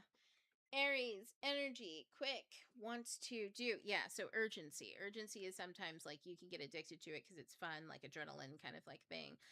People, when I was young, people used to be like, what is up with you? Like, why do you have all this energy? Because I was never tired. And also, I'm very upbeat. Like, I can be super upbeat early in the morning. I can change my like energy really fast. Also there's a certain, oh man, I was like the fastest sprinter in my general vicinity just simply because of my kickoff power. But that's like very ram like of me, anyways. But it's the quick thing. It's like all of my energy goes into quick spurts just to do this, to move quickly, to move fast. It's like my natural tendency, right? So this Aries, man, I'm just thinking about Saturn in Aries. What did we say earlier? Somebody mentioned it. They were like they wanted to talk about the Saturn retrograding. Yeah, in Aries. I feel like I'm telling the secrets from inside the house. It's like Saturn's in here making order of all of this. Yeah, it's like with urgency and stuff like that. You can feel differently with it. You can feel good with it. You can seek it, you can chase it, you can run from it, you can fear it. The purpose though is to know when it is being presented to you and you enjoy or you don't. And that's the literacy that you gain as you go along the way. And that's something that requires also like a steady pace and stuff like that. So I always just tell everybody to go 1 week at a time, but do your own thing. I'm not sure your boss. It's all asynchronistic. You know what I mean? I will tell you this. People generally who do and who complete have not received complaints. That being said, I generally don't look for them. So, but no, I, give myself some kudos. People have really good experiences implementing tools. And that's all I'm giving you are tools.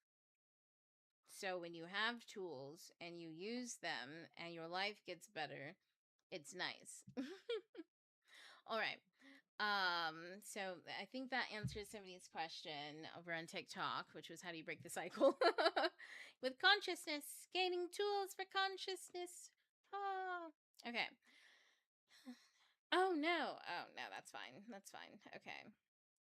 All right, everybody. We are going to jump into our last little bit. Ah, I didn't mean for you guys to see me. Sorry. What am I looking for? Oh, here we go. Okay, and let me bring this above here. No, no. Okay, hold on. Oh, wait, yes, I do need to move it.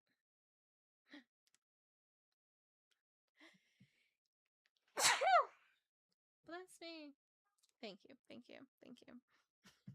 I just imagine you all said it. It's fine. Okay, let me fix this over here. Okay. I'm gonna go ahead.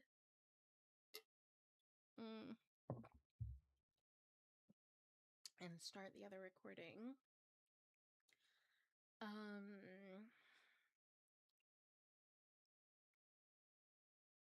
Let me see. Oh, this is making me feel so. Okay. Why did I wait until now to decide this? I'm trying to figure out which screen I'm going to record. And this is like insanity. This love. You know what? Fuck it. We'll just see what happens. No. Oh, okay. I'm so upset. But you guys, oh man, you guys say that you see it all right. But I'm so afraid that if I record the, okay, one thing that you guys can't see that I can see is over on Patreon. If I record this screen, the people who watch the recording will not be able to see the screen because it's mirrored. For some reason, it's mirrored for y'all. And I don't know why. So now I'm just like, that's not a good screen to record. And then this OBS thing is ugly as fuck. I'm not trying to have, well, maybe, no, I don't know. Okay, I'm so sorry. This is how I get. when a decision hasn't been made. Anyways, so I wish I would have known this beforehand so that I could know which screen to record. I'm listening to Flowers of the Universe. I don't feel like a flower right now. There's someone in the world lovely as you. Let me not try to sing Sade while my voice is all craggly. Full screen. Oh, no. I'm so sick of this. Okay, maybe that's okay. Maybe it's not so bad.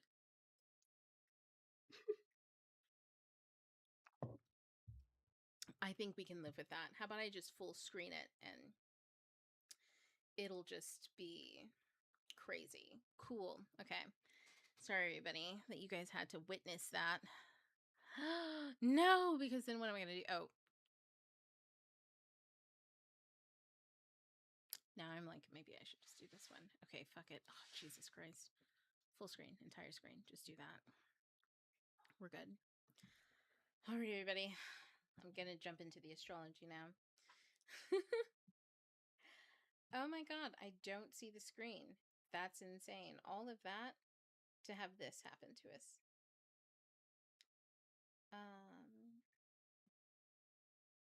Maybe it's just saying that it's screen capturing. That's fine. All right, so y'all. Let me see. I wanted to talk to you all about... Hold on. I've got the Jupiter screen, and I hope that that's big enough. Okay. Yeah. I think this is going to work. Thanks for bearing with me. Okay. Yeah, no, in that one. There we go. Yeah, I knew it. It wasn't working. It was just lying to me. Technology. Ugh. Can't trust it. Okay. I just had a...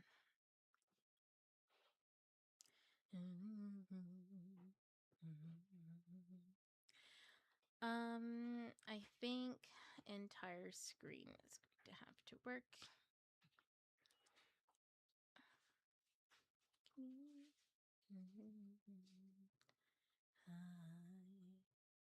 Okay. Jesus Christ. Okay, everybody. Let's hope this goes well. Hello, everybody. I hope you can see. Oh my God. Yep, I hope you all can see.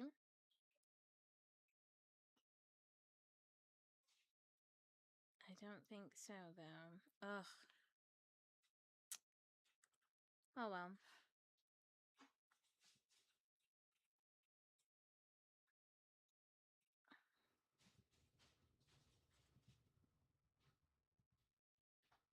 Okay. It's all right. I'll just do this. All right. There we go. It's just going to be a bad view for a little while. Hello, everybody. Okay. I have gathered us today to talk about... Where is it? Sidereal and tropical astrology. So many people have been asking me about that lately, and I've always meant to kind of move into sidereal astrology or to like start thinking about it with more intensity than like I generally give it.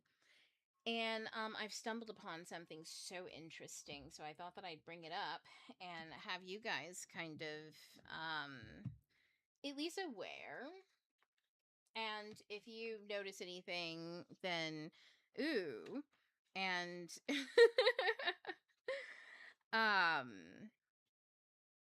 yeah, you know what I mean? And if you don't, then like, you know, that's fine. You don't have to track these transits, but I do think it might be worth a lot of people's time.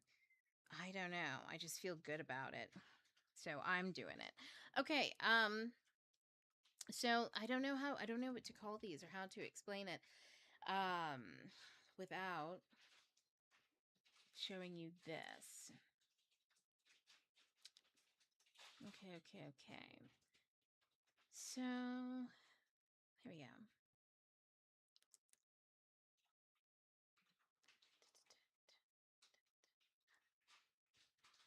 Okay, I think that's good enough.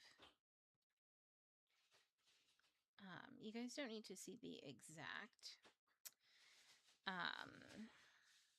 You don't need to read it like exactly. I kind of highlighted a spot there for demonstration purposes. Okay, so I feel like I started this with all like riddles and stuff like that. Let me get down to business. What we're doing. Okay, so it was the eclipse. Okay, let me take you guys back. It was the eclipse. I experienced it. What was this? August 12th or something like that? I don't know. It was some weird fucking shit that was going on. And I ended up canceling everything because like I just got like I don't know how to explain it. I was in a place of just like I don't know what it is because eclipse energy, it's hidden. So I was just going with it and I was like, okay, this is fucking weird. And then I felt all sorts of strange things. And then I had lots of emotions. And then something interesting happened. Everything got sucked away all of a sudden. And then I was like, that's strange. I felt all of a sudden something very different shift in my own personal reality in ways that are so magical that I even hesitate to mention them. And then I noticed that those were actual structural changes. And then I started noticing some very interesting patterns. That is my that is my wrap up of what happened to me with no details whatsoever. Because now I'm going to get into those. So, I just wanted to give you kind of like the experience of what was a whirlwind of the last maybe 12 days, 8 days for sure. For me. So if you've been feeling a lot of energy that's been like up and down, what is it now? August 20th, 2026. If you've been feeling a lot of like, whoa, everything's just been kind of like coming at me all at once, or things have been feeling overwhelming, or like things have been feeling like they've been pulling away or coming up all of a sudden. Um and feeling weird about new things. It's kind of like what I really want to say. Feeling weird about new things. And then and then there's the confusion of not knowing what's new because you feel weird about it. Anyways, there's like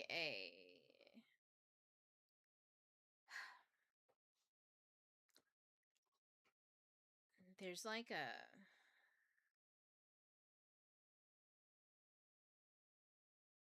ooh, I'm listening to the song Love Story in my ear. It's a love story or something. Dun dun dun dun dun dun dun dun dun dun dun dun dun dun dun dun dun dun, that song. Um and it kind of reminds me, it's like a story. The whole energy and like the whole event, man, it's so hard to put into words, so it's hard to even call it a story, but it is. It's like an experience that you have. There's a story to it, is what I'm trying to say. There's like it's like a calamity of events that seem to be happening in chaotic or absurd ways. There is a story to it, and the story of it is readable to you if you only know how, it's like, to digest it. It's like if you only know how to meet it. Ooh, something went across my screen, did it? That was odd. I felt like I saw like a little bit of blue like go by.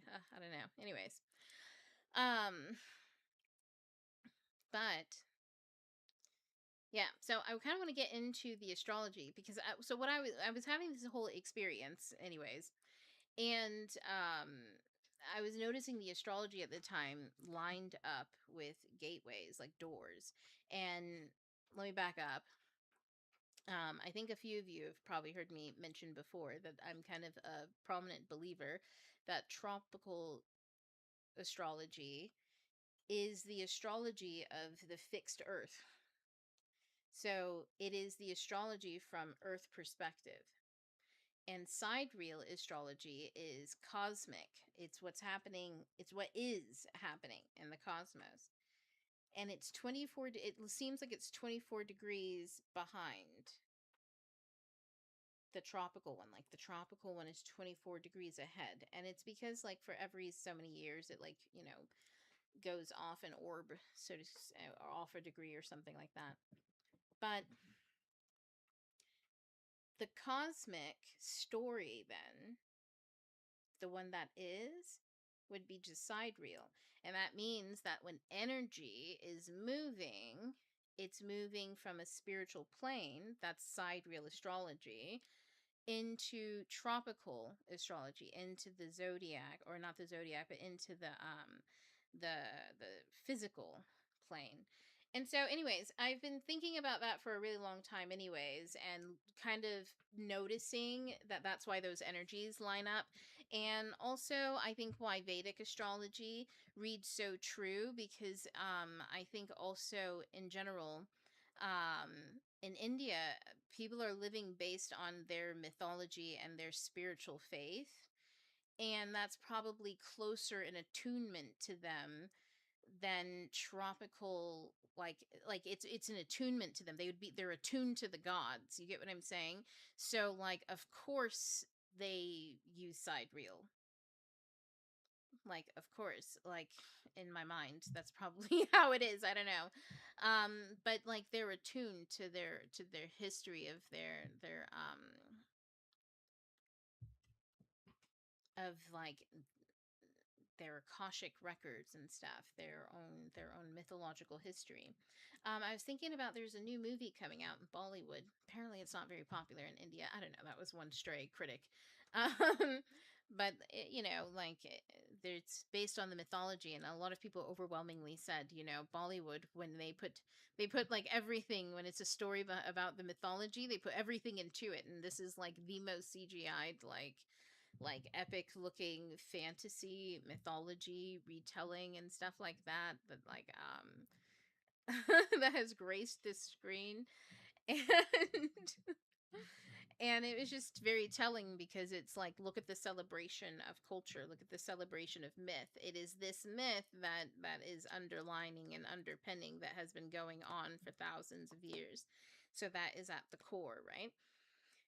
So that's like casting a bet on the spiritual story in some way, shape, or form. So, anyways, that's why I'm saying, like, I can see why they would practice sidereal, and why that's, like, it rings true and all of that.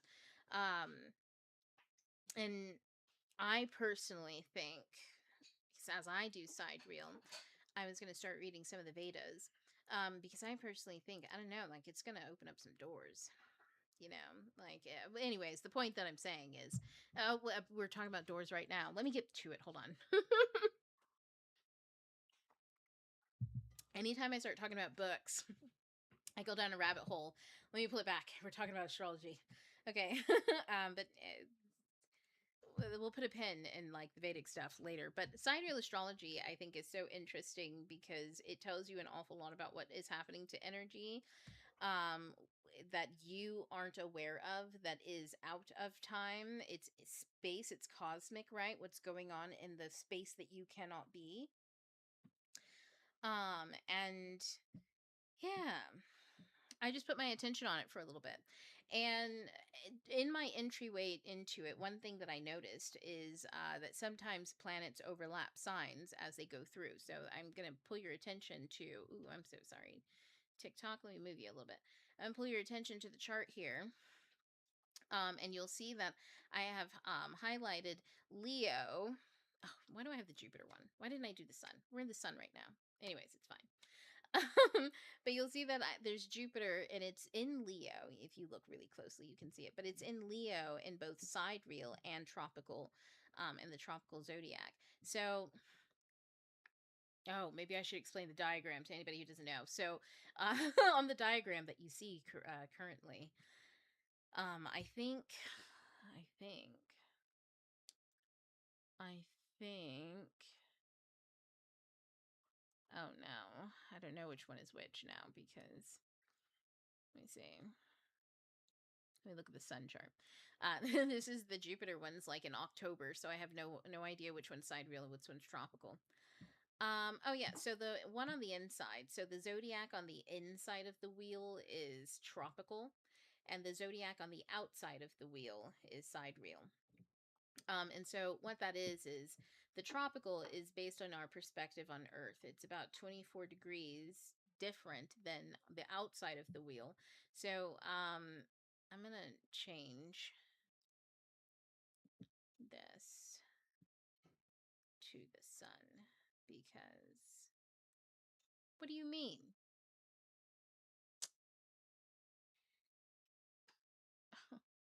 Oh, I'm sorry. What? You must be joking me. Okay. Let me move this down now. Okay, let me see. I got the sun over here. And then, my bad, y'all. Let me get the YouTube people settled. Shit. I don't know. This is why I just wanted it to be on the other thing. Sorry everybody on you. Oh, hold on. I was gonna say sorry everybody. It's just not gonna work out for you. Get up here. Move, move, move. There we go. Okay. Oh god, which one is this? This is the wrong one. Get out of here. You scamp. Get out of here. There we go. Okay, there we go. There we go. There we go. All of that so that we could just be on the correct side. There we go. So I switched over the image, as you all can see, to the sun in Leo next to the south node. Just because it's easier for you to see, because this is where we are, like, for the most part today. I pulled this picture from today. So the inside wheel is the sun is leaving Leo, going into Virgo soon, and the outside wheel, the sun has just left Cancer and has moved into Leo. So this is like a 5-day period that started, I think, August 17th.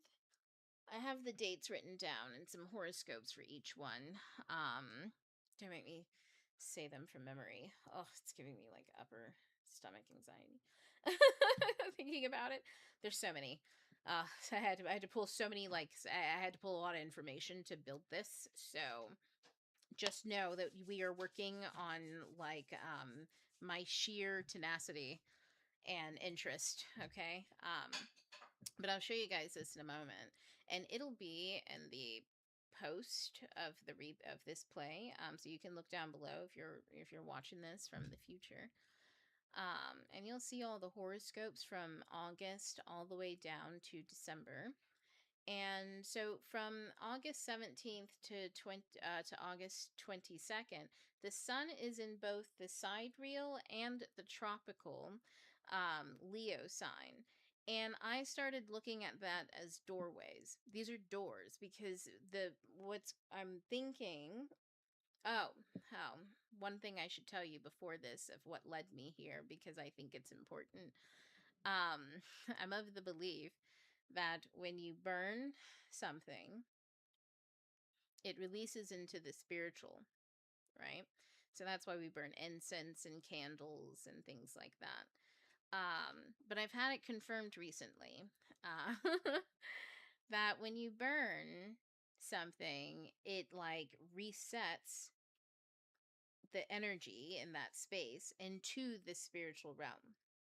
And then from there, the spirit can do whatever like they can reassign and do whatever they need to do with that energy. And then when the energies have like that environment has reset its energy, so like the eclipse was a massive reset. So when an environment like resets its energy, it is now carrying the new spiritual resonance. That's it. Yeah, it's now carrying the new resonance. And so it's like what is the new resonance? It's who you are. Right? So like there's a resonance that previously was built in, like, this is like Pluto and Capricorn era. All of the stuff that was built, all of the let me put it this way, all of the legacies that were hit during Pluto and Capricorn We're only seeing it now during Pluto and Aquarius, but they were hit like 15 years ago, 15, is it 15 years every transit or something like that? It seems like forever. Fuck. But you know, like a lot of the stuff that happens way before the like ramifications of it are experienced by like the general public, and the general public is an Aquarius energy, right? So imagine, I was just gonna say, so you know, like it's like all the people that you know who are into politics who were bitter and angry like by 2020, and then were just really fucking fed up with people and didn't want to talk to anybody by 2025. um Those are all the people who were like seeing things happen in front of their eyes, like when Pluto is going through Capricorn and destroying legacies, destroying like this, destroying the facade here, the facade there. It was like witnessing that. I think that's generally like a lot of millennials and stuff. But when you're aware of that sort of like demolition happening and all this, that, and the other, sometimes it takes the general public like a lot longer to be able to digest or to understand or to see the effects and the ramifications of what essentially you saw 15 years ago. And that can be a mind trip, you know what I mean? Like it's really trippy sometimes. Why was I mentioning all of that? About the the Aquarius energy. No, no, no, that's not that. Anyways, I don't remember, but it's like a rabbit hole of some sort. But anyways, um, when the sun sign for right now, it's what is it, the 20th, so we're still in this doorway for 20 days. I think when the sidereal and the tropical overlap each other, when they sit right on top of each other and a planet crosses through, um it creates a door, and I think that's the theme of what that door it like that's the resonance of that door, if that makes sense. So the sun's in south node. This is the sun highlighting something that's going out. The south node is like kind of a suck. So if you felt like a vacuum suck almost, or like things coming to the surface, like things being vacuumed or rummaged up from the grave, being sucked up and into the ether, I'm gonna say the ethereal. If you told yourself often, like, just let it go, let it go, let it go, just let go. If that has been like a mantra or a way of being and stuff like that over the past few days, that's that energy. That's that energy. You're feeling the pull, it's pulling it out of you. Now your experience of that is varied, right? Because like what does that feel like in your body? That can feel like it's whatever that is for everybody. That one's rough because it's like that's what is for everybody. I can just talk about the kind of like sensations, you know, like inflammation can happen. You can have all sorts of body pains and aches and stuff like that. Also, the Schumann resonance seems to kind of like be mimicking this type of energy all of a sudden in my eyes. I don't know. It's all a little too synchronistic. I start like feeling weird. I need to get up and stretch. But anyways, nothing comes in through this door.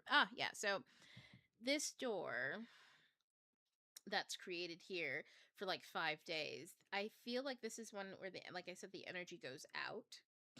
And after the eclipse, um, there was a moment. Oh man. There was a moment where everything felt very still and stagnant. And then there was a moment where everything felt like it was being pulled and leached out and stuff. Now, I just so happened to get like a nasal flare up because like this eclipse is happening while like all of this smoke is still rumbling around on my side of things, because like the side, the northwest, the PNW area, well, not that area, but like closer to Idaho and stuff, has been like on fire. Right, so I was getting a flare up that way, and people were falling out like crazy.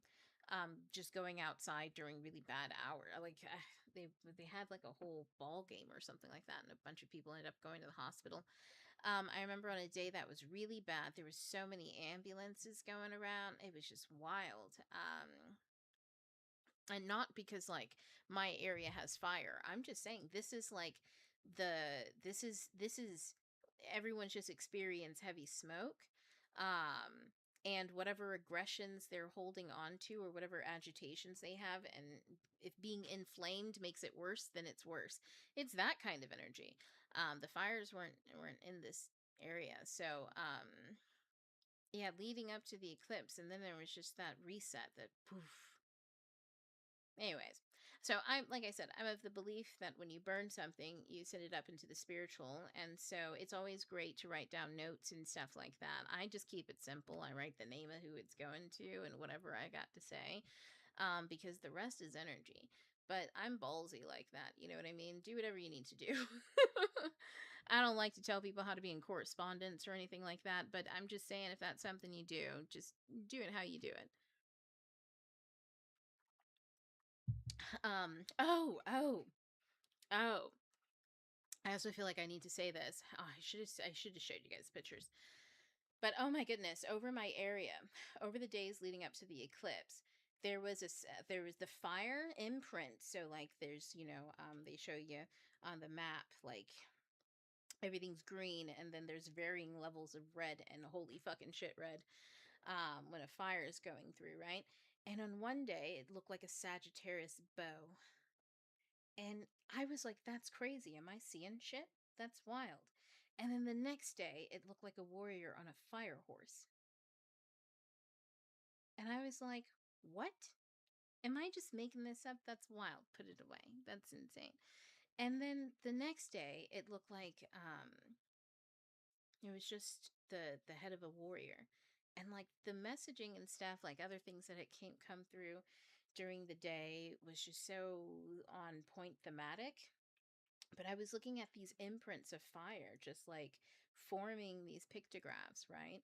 And what they meant to me, what messages were coming to me through it, and how I was experiencing the intensity of that heat, and what that was like, and what was happening around me, taking in, like, do people even notice? A lot of people, I would say, I don't know, it seemed like, people don't always notice that they're in boiling water, like people are outside doing stuff, no mask on. It's like, did you know that the air is really bad to breathe right now?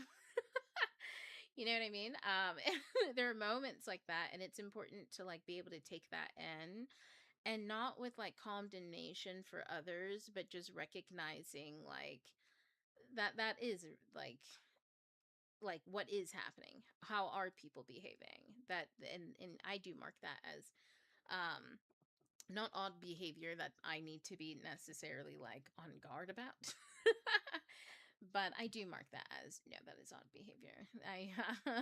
Why are you doing this? I don't want to know. I don't want to know. That's too much already. It's like that.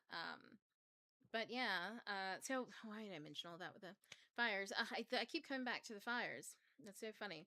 But fire is really important. And if you can burn stuff that like you want to, like notes and stuff like that, by all means, know that it does move into those spaces. And I was going to mention something else because that was something that I had noticed, but ah, something else about the sun. Oh, let me look in the comment section really quick. But oopsie whoopsie whoopsie.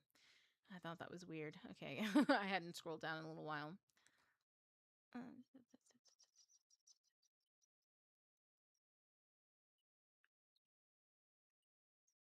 Hi, Josh. Ooh, home Benichi. Tropical feels like the third house, and sidereal feels like ninth house. Yes. Yes, I would say that too. Tropical does feel more like third house versus ninth house. Mm-hmm. That polarity. And it really is. It really is like map wise too. because it feels like Sagittarius is in charge of maps and would be snooty about his map being better than Gemini's map. Gemini being like, "Shut up, you cow." I only said that because, he stole Apollo's cows. I don't know why I feel like he'd have beef. Why he come at Sagittarius like that. Anyways, it's like it's like wars. I don't know. Anyways, there's something funny going on in my head. But the point that I was making, is that, man, what was I saying? There was something else. There was something. The fire keeps distracting me. I don't know what it is, man. Maybe it's also the sun. I should be mentioning that because the sun right now is like a big ball of fire. I think that's what it is too. Oh, okay. Yeah. Oh, okay. I get it. You don't need to have like a massive like forest fire coming through, setting all of your wishes ablaze. That's just how I think of it. You know what I mean? Like if the fire's happening, might as well be happening in my favor. You know what I mean? Might as well get used to it. See what I can do to honor the fire gods, that sort of thing. But like it's not like you need to have a big old fire for that to work. There would be like in this moment or the next few days would be good days to like write something, write notes or whatever it is that you're petitioning for, whatever however you like word all of that.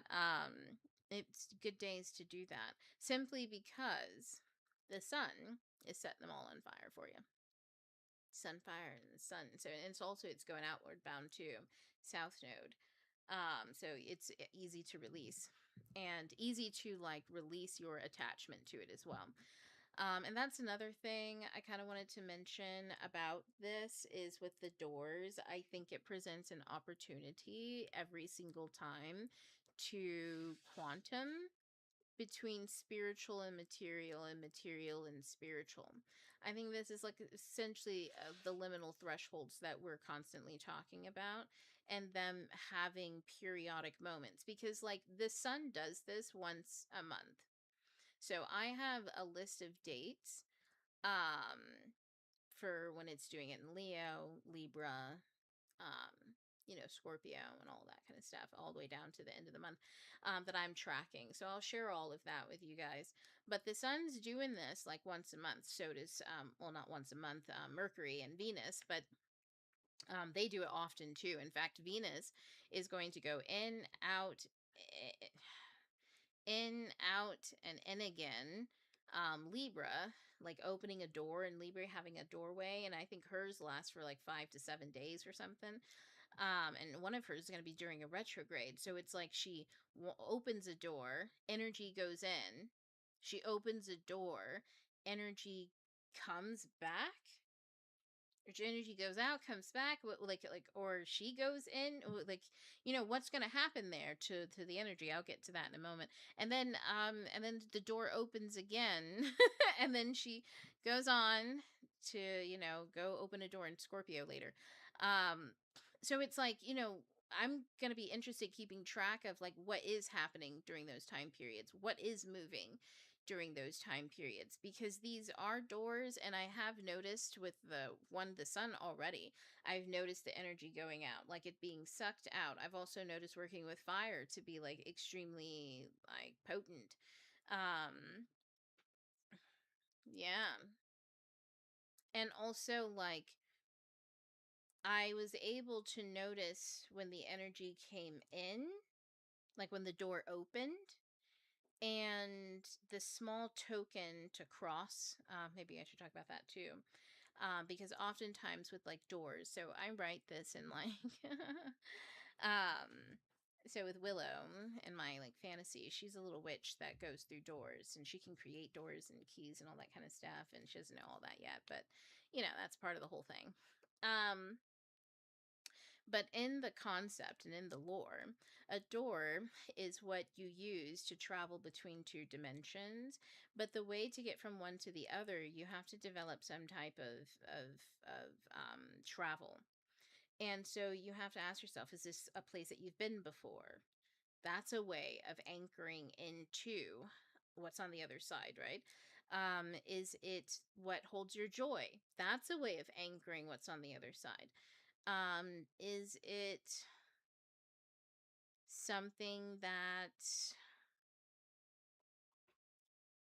I don't know. Once I say joy, I don't know what else there is to pick.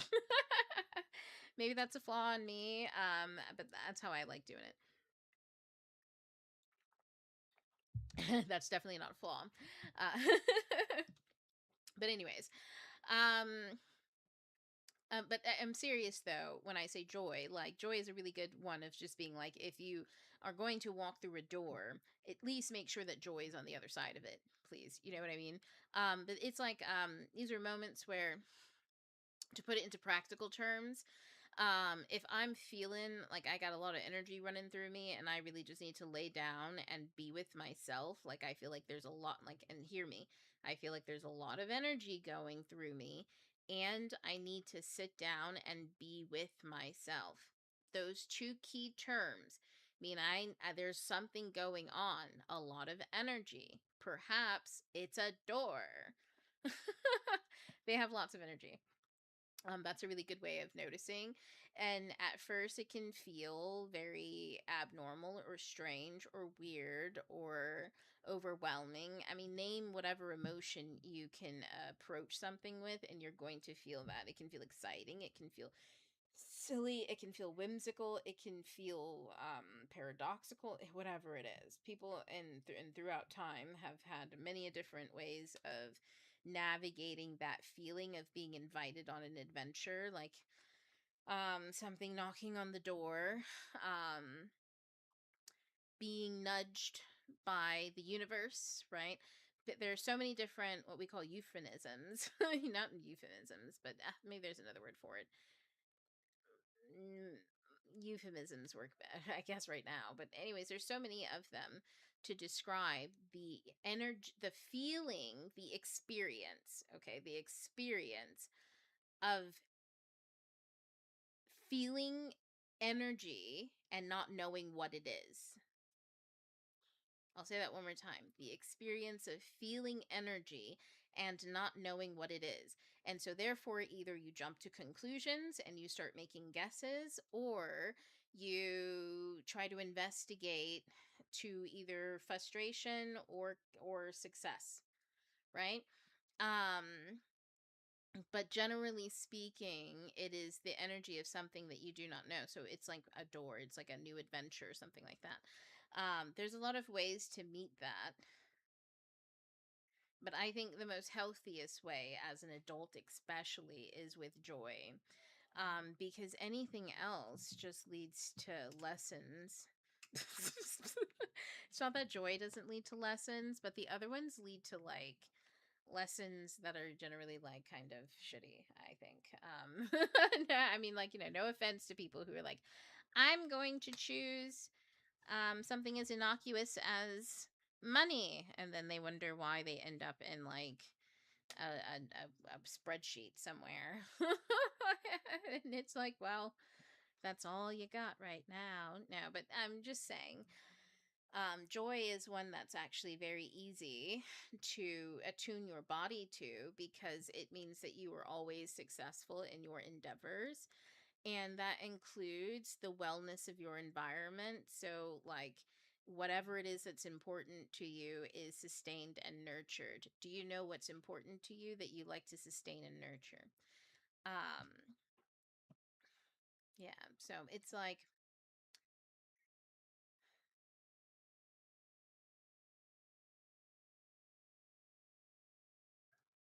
I just lost my thought.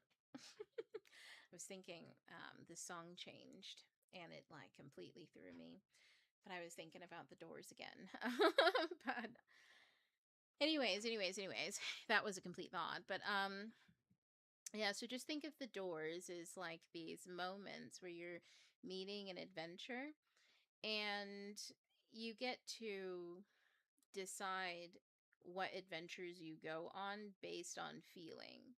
And the feeling is getting you get to understand, or I should say, a great way of decoding the theme of what you're working with is by looking at what the door is. And so when we say something like the sun in south mode and south and it is conjunct the south node, and that's what's opening the door, you can understand that the sun's about ego, and it's a lot about identity, and it's a lot about the will. How do you get on stage? How do you act? And then like the old ways of doing it, because this is south node.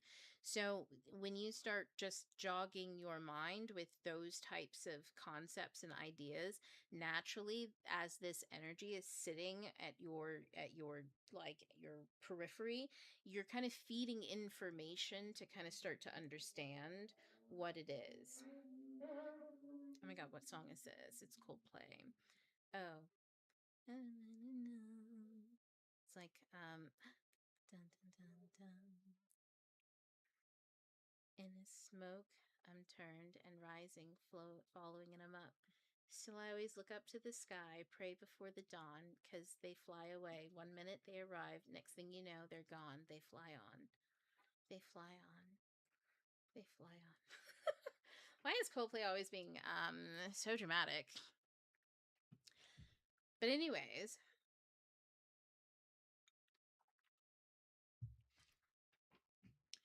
the more that you get to know like the themes of what you're working with, and also when we add that on to like what house is being activated for you, what planets are being activated for you.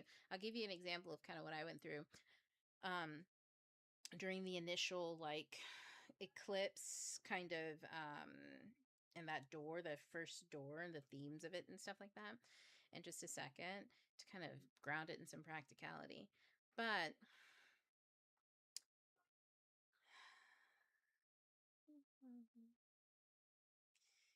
it's like when you know the themes of what you're working with, it gives whatever this energy is a form that starts to feel familiar to you. And then from that form, you get more inspiration of how to truly like understand and and like it's like uncovering an aspect of you. It's kind of, it really is like a lot like reclamation.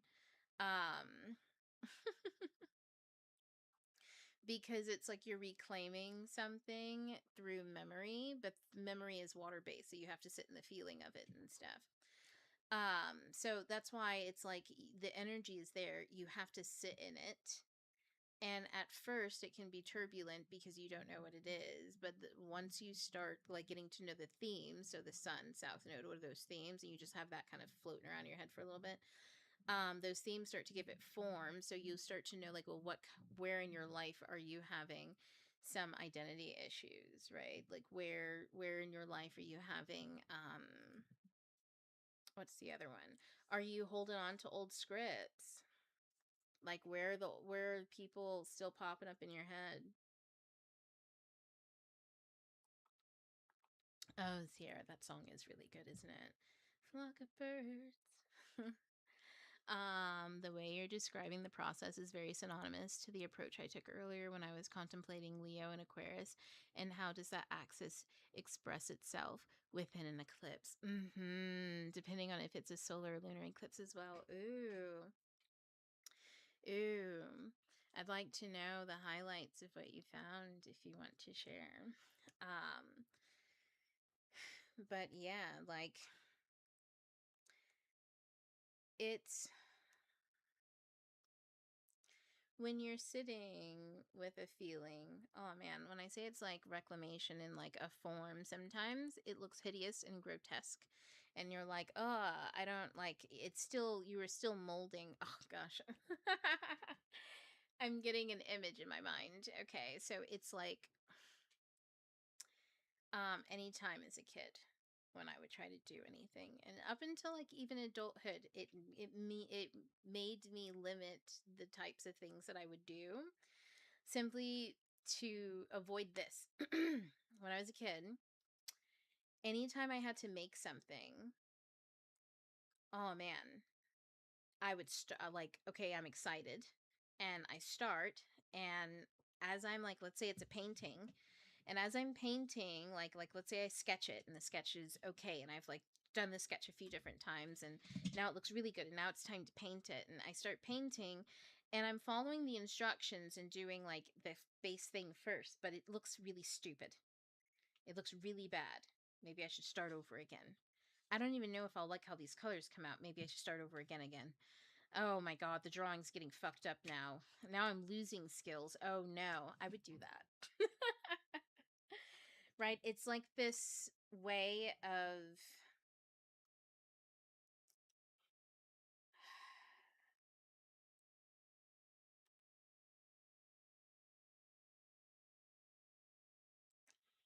it's like this way of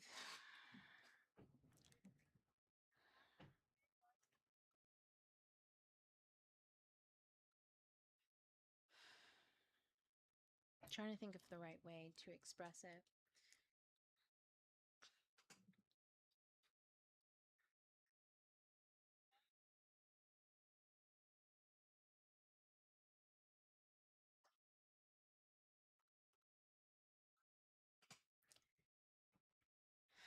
It's like,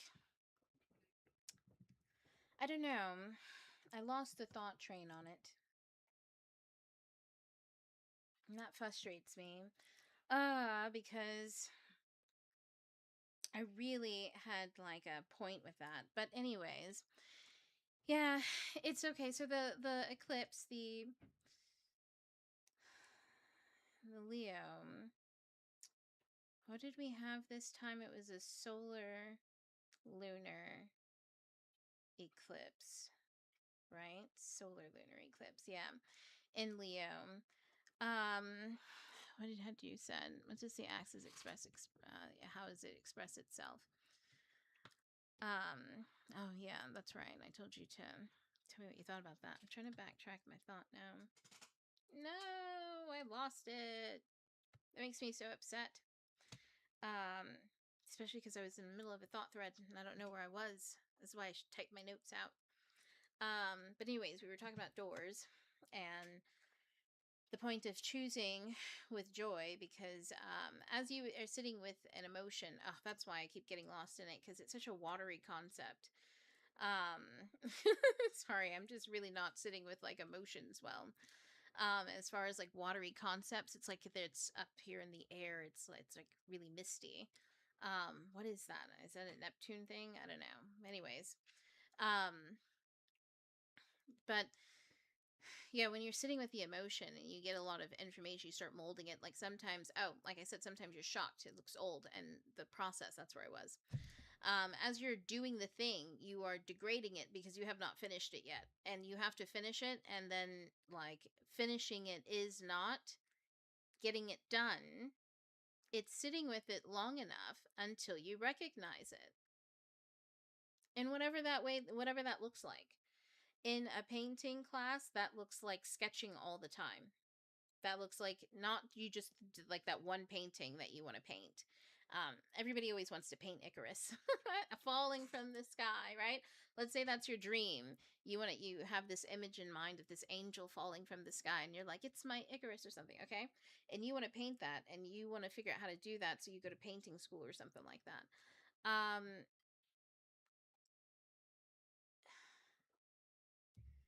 You're going to learn how to paint. You are going to draw that image 1,000 times in 1,000 different ways, because you were always drawing that, because that is what every line is for. That is what every practice stroke is for. It is because you were on a quest. And so it's like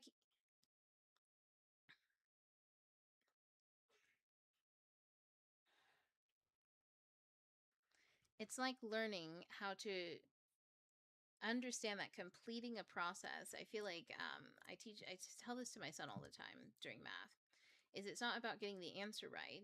It's about the journey that you go on. And the journey is seeing back, when you look back on your journey, seeing how every line led you to this. You cannot have that moment if there is no journey to look back on. And being able to look back on the journey means that you have to take each step one step at a time. And so for me, it was always a hard thing. I get stuck in the middle because it doesn't look like what I want it to look like. So I think I need something other skill. I think I need to do this. I think I need to do that. And it's like, no, just keep doing it. And it's like, but it doesn't look right. Yeah, I know. Keep doing it. Keep doing it. Keep doing it. That's what I would have to like go on to learn to tell myself, you know? And oh man, I really learned that lesson with writing. It was something that you just have to keep doing. And you realize that it's not something you ever stop doing. You just do. You write. And then you learn what writing really is, which is just capturing the divine. And what that looks like in any moment. In one moment, it could look like a petition that you're going to burn. And the next moment, it could look like a grocery list. You know what I mean? Yeah, but either way, it's like, woo. But yeah. So when it comes to doors and picking and getting through doors and stuff like that, it's like it is an energy, and it's like you were sculpting the door. The door becomes almost like a totem of some sort, like it becomes your anchor to that place. And what you are molding and stuff like that, that's a discovery. It's a discovery, and that's based on just the curiosity. Are you willing to ponder the question or ponder that feeling? Get lost in the thought too. You know, like you guys watch me. I'm sitting here and I'm thinking, and then I just got lost in the thought somewhere, and I was like, man. And then I was like, oh man, yeah, that's why, because it's all watery and shit over here. Mars is in Gemini, or is in Cancer right now, so yeah, sometimes it's hard for me to like um keep my train of thought as fast as I normally am, because it's like there's so much water. Like, oh god, it just, gets in the way of all the air. I'm partial to Gemini. Anyway. But anyways, yeah, like you have to be willing to sit in the emotion and then let it form. And so when you do that, that reveals what the door is. So the next one, August 22nd to 25th, is one that's going to be created by Mercury. I don't think the sun, I don't think it crosses with the sun. I think the sun leaves before Mercury arrives. I don't know specifically, to be totally honest, on that date. Be interesting if it did, though. But another door is opened, and that one's through Leo and Mercury. So I showed you guys what those doors look like. I think that's enough. I've made you look at the doors long enough. Okay, let me see. No, not that. Ah, you guys are looking at me again. There you go. Oh, Jesus Christ. What is this? Why is it so big? Okay. Ugh.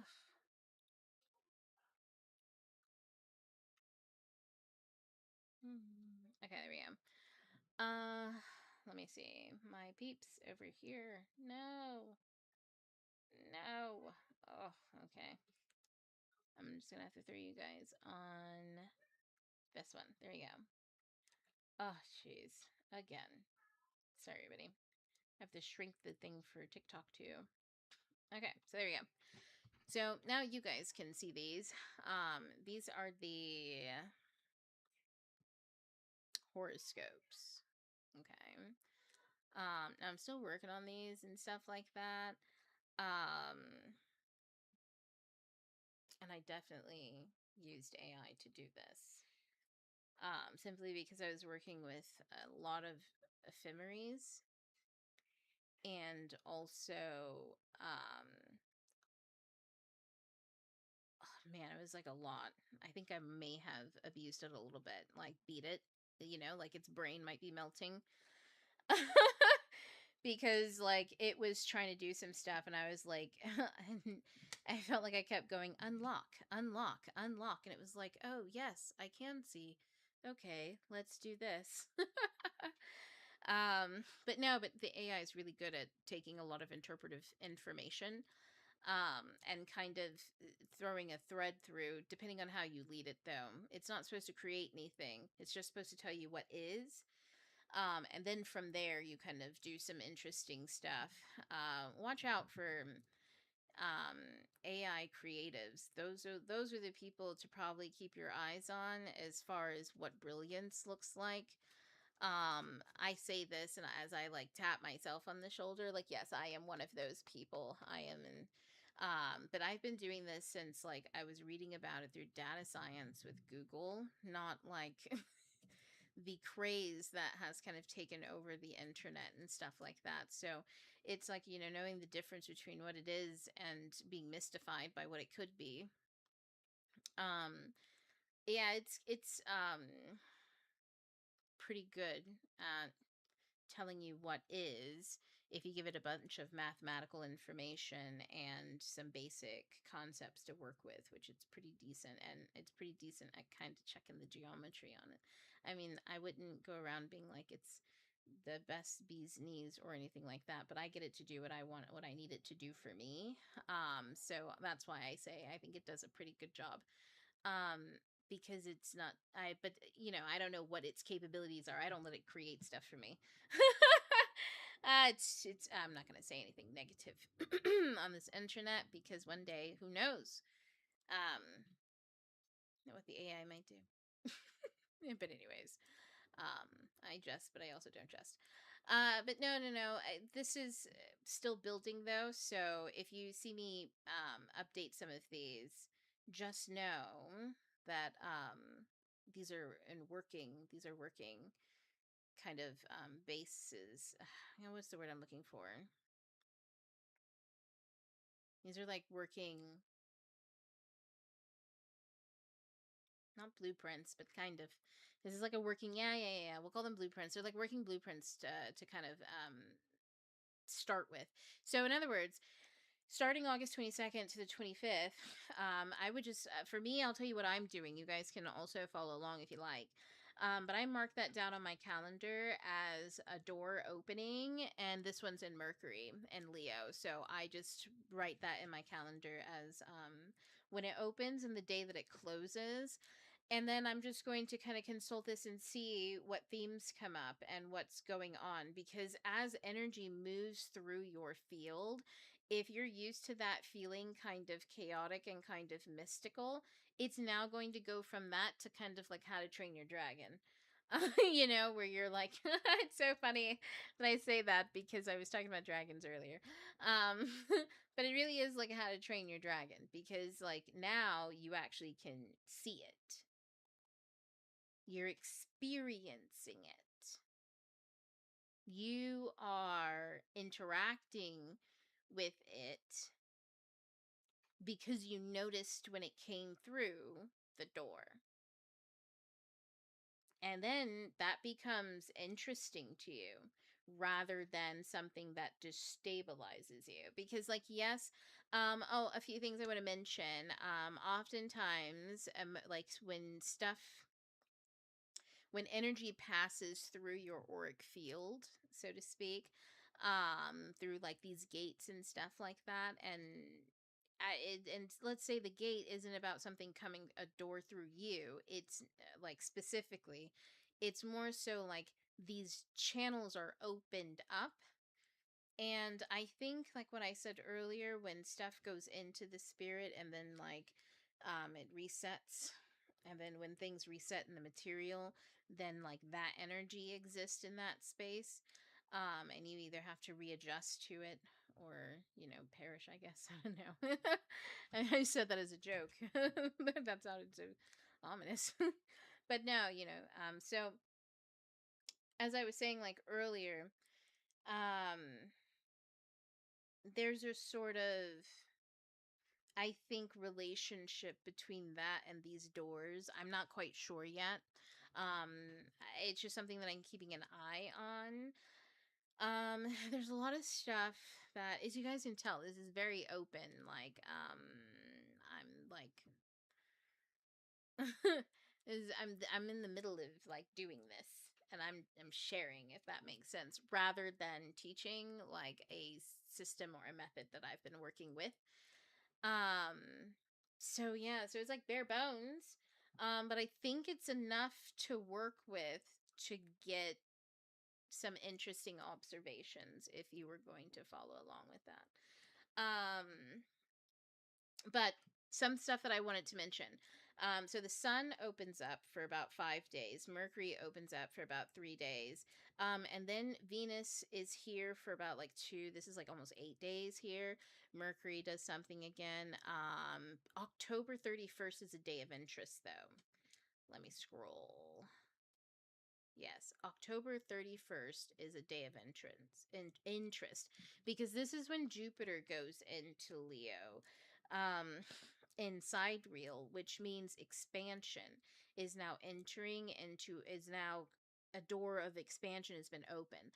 This is also during a liminal time, and I don't know if anybody here, maybe Josh was you, was here. Well, was it during book club maybe or before that? I kept singing that song.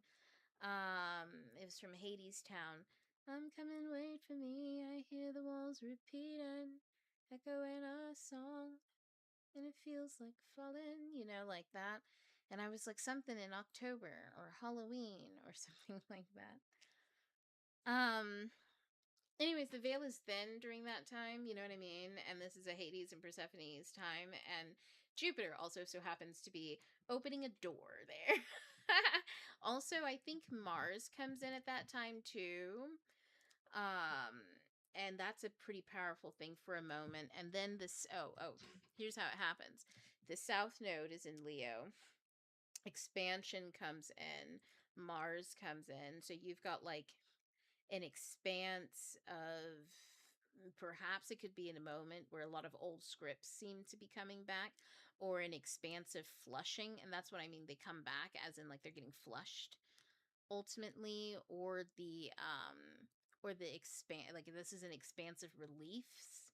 So this could be all of the old stuff that you've been carrying in your energy gets completely dumped out of your energy. You get what I'm saying? These are just positive ways to think about expansion and release. I'm sure we could find some other ways. But then it just becomes Jupiter and Mars for a day. So South Node leaves Leo in sidereal and it enters Cancer. One day, and Jupiter and Mars are still together, and I thought that was so interesting. Um, I think it's on the 24th.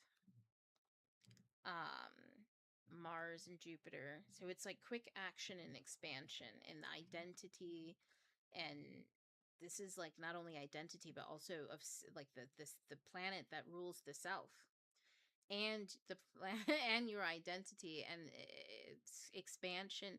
There's so much like stuff that goes on in this area. It's like I could name all of these things out and it would just be ad nauseum. But yeah, I'm just gonna keep saying expansion and identity over and over again because like these are huge tentpoles. You know what I mean? But like this is such an interesting day that I think that there's going to be so much like, or an interesting time period, I should say, from the 31st, I think, all the way up until um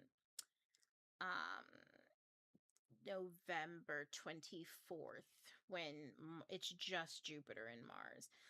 Because it's almost like there's just going to be some very quick step action that happens around that time. And then we see, like, wasn't that like Thanksgiving time? So that's lining up with the holiday too. Oh, what also lines up with the holiday is everything stops, all the doors stop right before Christmas. Right before Christmas. I was like, whoa, this is so interesting. But there's a bunch of opening and closing doors all throughout this next chapter, and I'm going to be following these. I'm pretty excited about it because what I have personally noticed is, like I said, it's more like How to Train Your Dragon. Instead of just being like, there's energy, you guys hear me all the time where I'm like, the energy is just doing something. I don't know. It's almost like I've just been calling it the energy, and now it's more like starting to take form. Oh, I would also say it had dropped from my mind, but I'm just now remembering when I said it's time to go inward when there's a lot of energy and you don't know what it is, that's a door. If you go that whole go inward process, I think what's best is to go lay down. If you have a playlist that like kind of helps you navigate your interior, like your interior space, so I interior love. Okay, like you love yourself, you love this music, you love how this makes you feel, you love the adventure you go on, that sort of a thing. If you have a playlist, listen to that. If not, just lay down quietly, relax all the way into like your deepest state where you might as well be sleeping. So you don't care about time. You are taking a nap for all intents and purposes. And I want you to get so comfortable, the most comfortable you can be with yourself. Like the most comfortable you can be with yourself. If that's like one toe out of your sock, which is weird to the rest of us, but makes you feel cozy, then do that. You get what I'm saying? Like if that's your one butt cheek out of the hanging off the side of the bed and your hair like in a ponytail wrapped around your face. I'm drawing like stupid ridiculous images to mind so you all can understand exactly what I mean when I say get very comfortable. I don't just mean like in comfortable clothes and lay on a soft bed. I mean like, are you in your own most comfortable body, your most comfortable position? You should probably feel a little ugly while you're doing it. You don't have to, but I just mean like you should probably like languish in that. You should be able to languish in that. Like, I just love that I get to just like be in my own body, right? That's as comfortable as you need to be. And you just focus on relaxing. And then just ask yourself, what's the image that comes up? And let yourself feel. If you start seeing some interesting story about a person that you know, and then they start yelling and you start feeling all sorts of weird and turbulent, you do not have to sit there and entertain this like weird dissociative episode that's happening in front of you. You in fact can say no thank you and turn that off like it's TV. Get what I'm saying? I'm just making up some crazy examples so that you know for sure that when you close your eyes and you are relaxing, that this is this place where you only entertain things that feel good to you. And like the most internal satisfaction that you can experience, the better. So these are things that feel really good to the deepest parts of you. Okay. And then you'll start to notice things that come up. You'll end up getting downloads and stuff like that. And but it's also a door. It's also a door. It's like a door. And you just get to like walk through. I don't know why that sounded so anticlimactic. Um, yeah, I mean, you just walk through, okay, and and you have successfully, I think, used quantum astrology. At least that's what it seems like it is. Um, Here's some things that I'm keeping track of as it happens, because obviously you guys know I like to quantum leap to joy. I like doing quantum leaps and seeing what that is and discovering what that means for me and how that feels and how that plays out in my life, right? Because everybody's experience of it is varied to themselves. So for me, the questions, and it's just these three questions, and I'll also attach them to the post that I'm keeping track of, and I'm journaling like throughout these days, like every day at the end of the evening. I want to ask myself these three questions. It's this: what's here now? What's different? What's new? And that's all I'm trying to put my attention on. What's here right now? As in, like, it's just pulling me back to asking the question: is there a door here? Have I felt anything? What do I feel? Oh, I did feel weird earlier today, but maybe that was just me being irrational. No, that's it. It's that time that you felt weird earlier today. No need to dismiss it, right? There you go. What's different? Did you notice anything different? No? Okay, well, then maybe tomorrow you will. Yes, write it down. What's new? And understand here that different and new do mean different things. Different means something has been altered. New means it did not exist before and now it does. So this is brand spanking new, right? If you put your mind to those things, I think it'll start to become clear like how to like what's coming through. Like because these doors, and one thing I want to kind of sorry y'all, I feel like I'm all over the place. Um because like oh, it's such a fresh thing. But the thing that I'm most interested in, right, is these are events that are already happening to us consistently all the time. We're always feeling energy come in. We're always talking about the Schumann resonance. We're always talking about downloads. We're always talking about that and the other. But like, why not just like actually learn how? Get what I'm saying? Like how to communicate with that a lot better. And this seems like such a fun thing to do. What was I saying? What was I saying? Oh, why did I start saying all that? I meant to say something else. Oh, even though this is so much fun to me, mainly because it's been like being able to identify a current and call it something other than metaphors, because it is almost tangible. Like, it is almost a tangible experience. It is so interesting. I don't know how to explain it yet. But eventually, maybe by the end of this, maybe by the end of tracking these, I will. So yeah, that's all I want to say. Let me see. I'm gonna check the chat really quick before ending that recording. But yeah, everybody, down below is going to be, when I post this, it'll be posted in the library. It'll be in the collection. I think there's just one for astrology.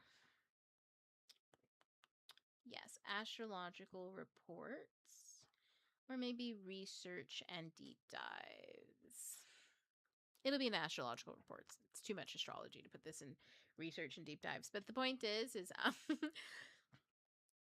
I'll go ahead and upload this into that collection, and you can find it there with all of the horoscopes and the prompts. The 3, what's here now, what's different, what's new. Yes. Let me see. Anything else that I need you to know? Let me go back to class. Here we go. Okay, chat. The way you're describing this process, depending on if it's a solar unit. Okay, I'm still sitting with it, going to the beach this weekend, and I intend on contemplating it further. Was at work when I was first getting these downloads, so I was like, let me wait until I'm not around people to go inside this container for you. Fully. Honestly, I feel like I'll have more clarity when we move into Virgo season, because Sun, Mercury, and Mars is on Leo, so right now it's fast as love. Let it unfold naturally. I love that too, and I've been noticing how like helpful it is, especially to let things unfold naturally. I'm sorry if I murmured all of that and people had a hard time hearing me. I was reading fast, like, I'm sorry, y'all, let me hurry up and read so I can respond. I'm going to do better at that. But what was I saying?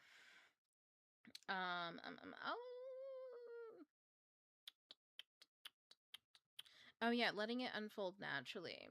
I found that it's been such a pleasant thing, because it's just, let it unfold. Like, if you feel like you're gonna get more in Virgo season, be excited.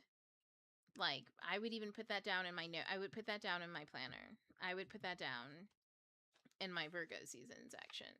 I would be like, excited to revisit this, or excited to hear news about this.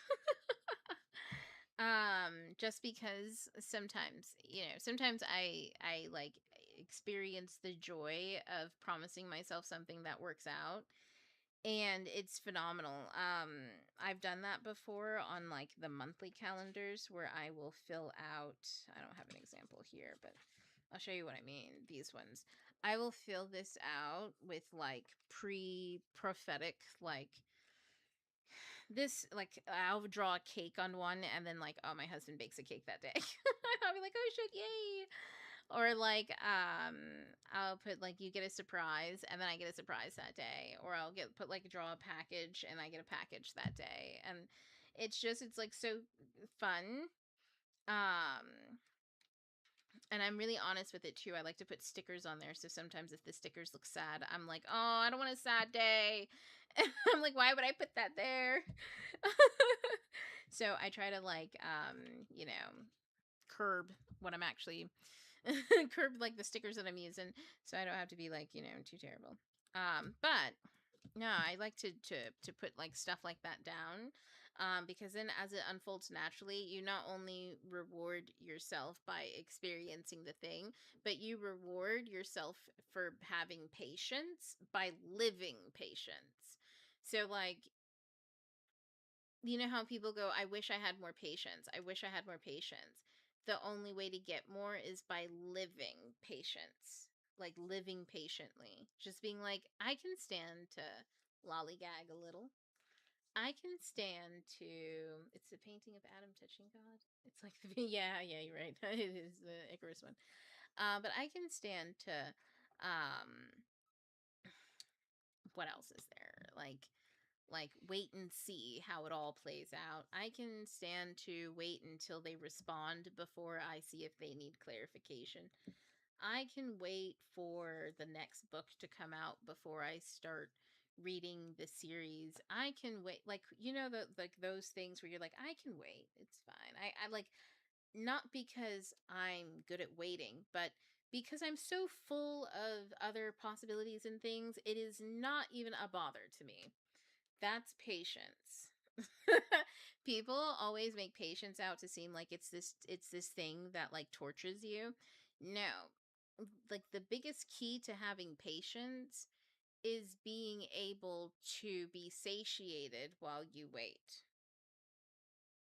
And satiation can come in many forms, and that is something that you can invent for yourself as a way of staving off the like famine of for whatever it is that you're waiting for.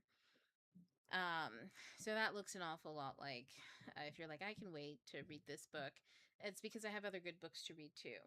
You know, like I'm excited for this, but also I have these other things that I have excitement for. So I'm going to read those. Now I'm getting like I'm reading some books and I'm also getting excited for the next one that's coming up, right? Like I'm moving through life, I'm doing stuff. Um, so, can you give a practical example of what you meant? Do you mean like that? Oh man, oh man. What did I say? What did I say?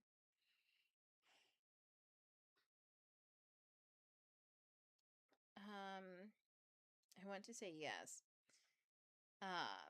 But what did you mean exactly? Because you said that 4 minutes ago. I don't want to assume what exactly was I saying that you want a practical example of. If you can just put it as best in your words as you can. It's like you're getting on the conscious elevator and shifting your point of awareness. So as follows. So as to listen to the finer frequencies that are otherwise kind of muted to the ego mind.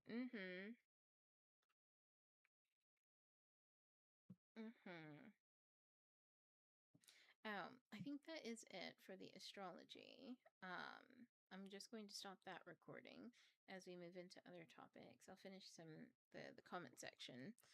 But thank you everybody for listening to my research, and I look forward to updating people. I don't know, maybe we'll check in on the 31st of August. Not August, but October. Maybe Halloween is such a big one. I feel like that'll be a good check-in point. So I'll gather my notes and see what I have to say. I'm so interested. Also, I just want everybody to know, a good way to like go about this is with like it was like whimsy. You know what I mean?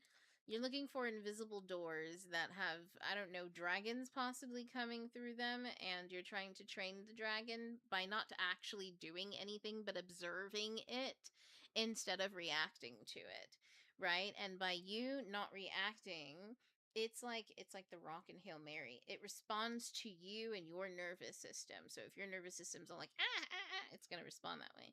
If your nervous system is like, all right, cool, chill. If you're sad, be sad. I guess I'll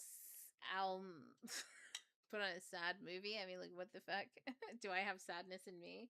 Let me go investigate. Let me journal about what this is, right? And then, like, something comes up for you, and you're like, oh, and you release it, and then all of a sudden, that energy, you start realizing you have the energy to do something you really want to do, and now all of a sudden, that energy feels like a dream come true. Um, and it does kind of like tumble like that, like the energy that made you feel sad made you reflect on a friendship that ended poorly because your friend made fun of you for like wanting to do new hobbies or something. And you carry that. You didn't know that you carry that. It happened in the 8th grade and you're like 35 now, okay? You didn't know that you were still carrying around that feeling, but then like one day you go to make a new friend or something like that, or you're doing something and it comes up. The feeling, it comes up. How do you proceed? You sit down, you get to know what the emotion is and stuff like that, right? And then you just like let it go, and then all of a sudden you have you have energy to work with, not because like the lesson in sitting with yourself and sitting through that old energy, that old like whatever it was that's blocking the flow of whatever you're actually dealing with. um the thing about it is just that it's old, like it's an old memory or old experience. You only need witness it. And then once it's blocked, there's energy, and that energy is for whatever you have been actually wanting energy for. So like eventually that energy, as you're like, you unblock, let's say, the old thing in the 8th grade, now you're no longer crying, and you realize that you actually are a good friend, or I don't know what your like fucking testimony is here about this friendship, right? I don't know what that girl did to you. um but my point is like, after that you then have the energy to do a manifestation that you have, and it becomes very clear what that is to you in that moment, because it's relevant, and that's the context of the door, that's the context of what's coming through. And so when it becomes like I guess what I'm describing is like a more concrete or more felt experience with it, that has some that I at least normally don't have. I've only just realized that this is a thing, and I'm curious about this thing, and I think it's going to make a lot of other things make sense for me, and that's all I can really say about it. Oh, but anyways, okay, that's it. I'm going to end the recording here. Do you hold on, everybody? Uh-oh, I don't know which recording. Oh, I'll end this one. Remember last time I kept ending the Patreon one, and that was terrible. It was really terrible. I was like, oh my god, I'm so sorry, everybody. Okay. Okay, I can't remember exactly. Something like, we know how to do it, so just do it. You mentioned something about the Schumann resonance. Oh, yeah. So we get all these downloads, right? And oftentimes the okay, you get downloads, and you then work and do something to manifest. And then we inevitably, I shouldn't say we, but it can happen. Inevitably, you can come to a block or a point in which you were stuck, or you are unsure of what to do or how to navigate, right? And then it turns out it's a bunch of energy that hit you and threw you off course on purpose. And the Schumann resonance is like solar flares. They're off the chart. We were sent with lots of downloads, and then like 24 hours later, the reason why you were blown off course starts to make sense. So, like, that's a whole dysregulating experience, because you are thrown off course and then, like, don't know what the fuck is going on. That can show up like as headaches, because you're not going off course. You're not doing what the energy wants you to do, because it doesn't make sense to you. And so this could be like, you choose to I don't know, you choose to eat somewhere that you don't normally eat at, but for some reason you're just like not in the mood to put in extra effort. It's like that sort of a thing. So then now you have an upset stomach that day, and it just kind of like piles. You know what I mean? It's kind of like that, like you can get pulled out of your own energy, and because you don't know why, you're experiencing it negatively. But if you can catch it, then you can experience it consciously. And experiencing it consciously is cool, because then it's like, that experience, at least for me, is like, I see what's happening, I just have no control over what's happening, and so it's just an interesting experience, and oftentimes there's lots of good information and goodies involved. And that's okay too. But then there's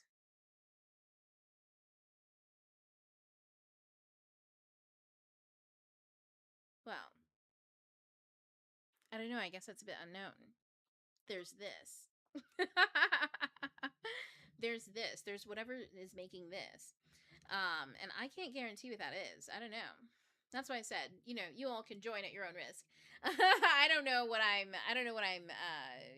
getting my brain to do here, because I'm focused on an experience, but it's not so much just experiencing it as a like metaphor or a stream of images, but rather something more coherent. And I can't tell you what is more coherent than what I currently experience until I have experience building that bridge. I just know that I'm witnessing a bridge being built that I will soon cross, if that makes sense. So, uh so when I talk about like the Schumann resonance and stuff, I'm like, okay, practically, what does this pattern out to? It's like, okay. So on the like research astrologer side of things, I'm like, I have no idea how to put this into language. On the human experience side of things, I can say this. It feels an awful lot like being very much in my body and very much in my own power, very much in my own consciousness, very much in my own peace, very much in my own like direction. It's very centering. It's very grounded, because it's like when these doors are opening already, like I said, I'm just noticing this and I'm curious about it, so I'm gonna investigate, right? And what I do notice is that when these doors open, a bunch of erratic fucking energy goes through and everyone gets hit or thrown around and tossed around. And they're like, Schumann, Schumann, And like we see that energy has been unleashed, but nobody knows what it is. And everyone's like, well, my hip hurts. And somebody's like, well, my head hurts. And somebody's like, this, that, and the other. And I'm like, okay, what's thrashing around here? Because, like, if I can figure out what you are, then perhaps I don't have to be thrashed. Perhaps we can figure out something else. And I think this is the first time where I'm like, yeah, I think that's happening. It's like when energy lands and it's kind of feral, like you feel it's like emotional dysregulation when you feel frustrated, you don't really know why, you're just feeling it like all sorts of like heat in the body and stuff like that. I think it's a very perimenopause thing too, because it's like it's changing the womb from earth making to spiritual making. That's kind of like a indigenous thing. And also apparently in Chinese medicine, the menopause is called the second spring, because you go from making physical baby to spiritual baby, and spiritual baby is like an amalgamation of geometry and all sorts of crazy shit. But you go from, in other words, like having to like giving to sustain others to managing what sustains. It's like a totally different kind of space and frequency, but it's like working with like there's a lot of energy and a lot of like, yeah, there's a lot of energy that goes into it, and you're managing a lot of energy all the time. So like I think everybody to some degree is experiencing having more, like experiencing growing their capacity to take on more, if that makes sense. And what more means to everybody is different. I can't name that. But that experience, I think, can be made a little bit more.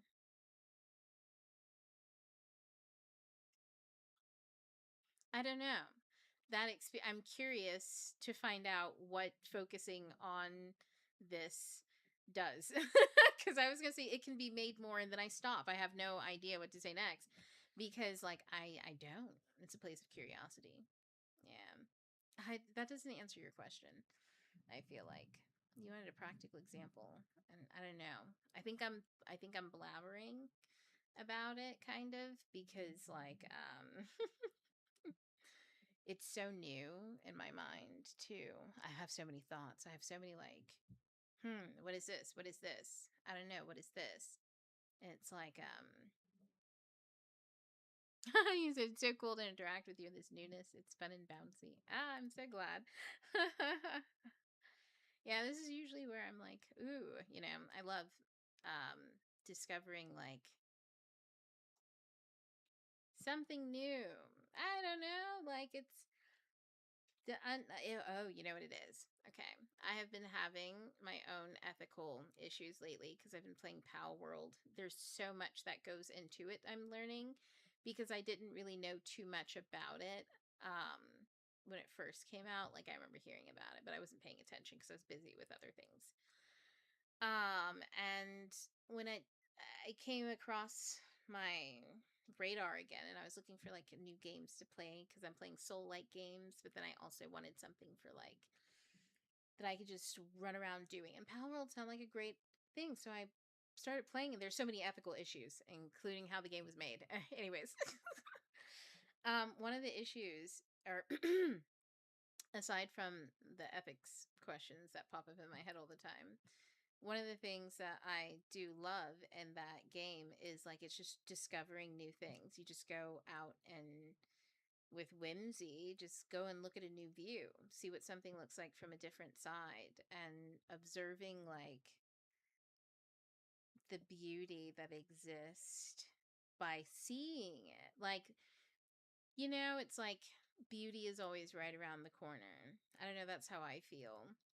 Like you're always a second away from seeing something beautiful, but can you spot it? You know what I mean? And where are you? Where is it? Maybe that's me because I'm like, I got a lot of Venus energy, whatever. But yeah, that's always such a happy place for me. So I have a lot of fun doing stuff like this. So it's really nice to be able to invite others to it. I got so giddy at the idea. I was like, ooh, I was like, what if I tell others and then we can share our thoughts about what's going on if they notice anything or just at least make you aware of it if you wanted to, because I kind of looked at the whole last chunk of the year. I'm telling you, I pulled all of those dates. Yeah, it was wild. Anyways, I'm not going to talk about it because it's really nerdy, but yeah. I don't know. I'm so excited to see what happens. Anytime I'm like this, it's because like there's nothing else I can say. It's just like, ooh, I wonder what happens.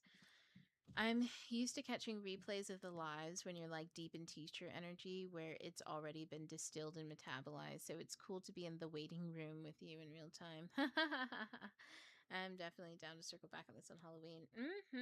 Yeah, I definitely will.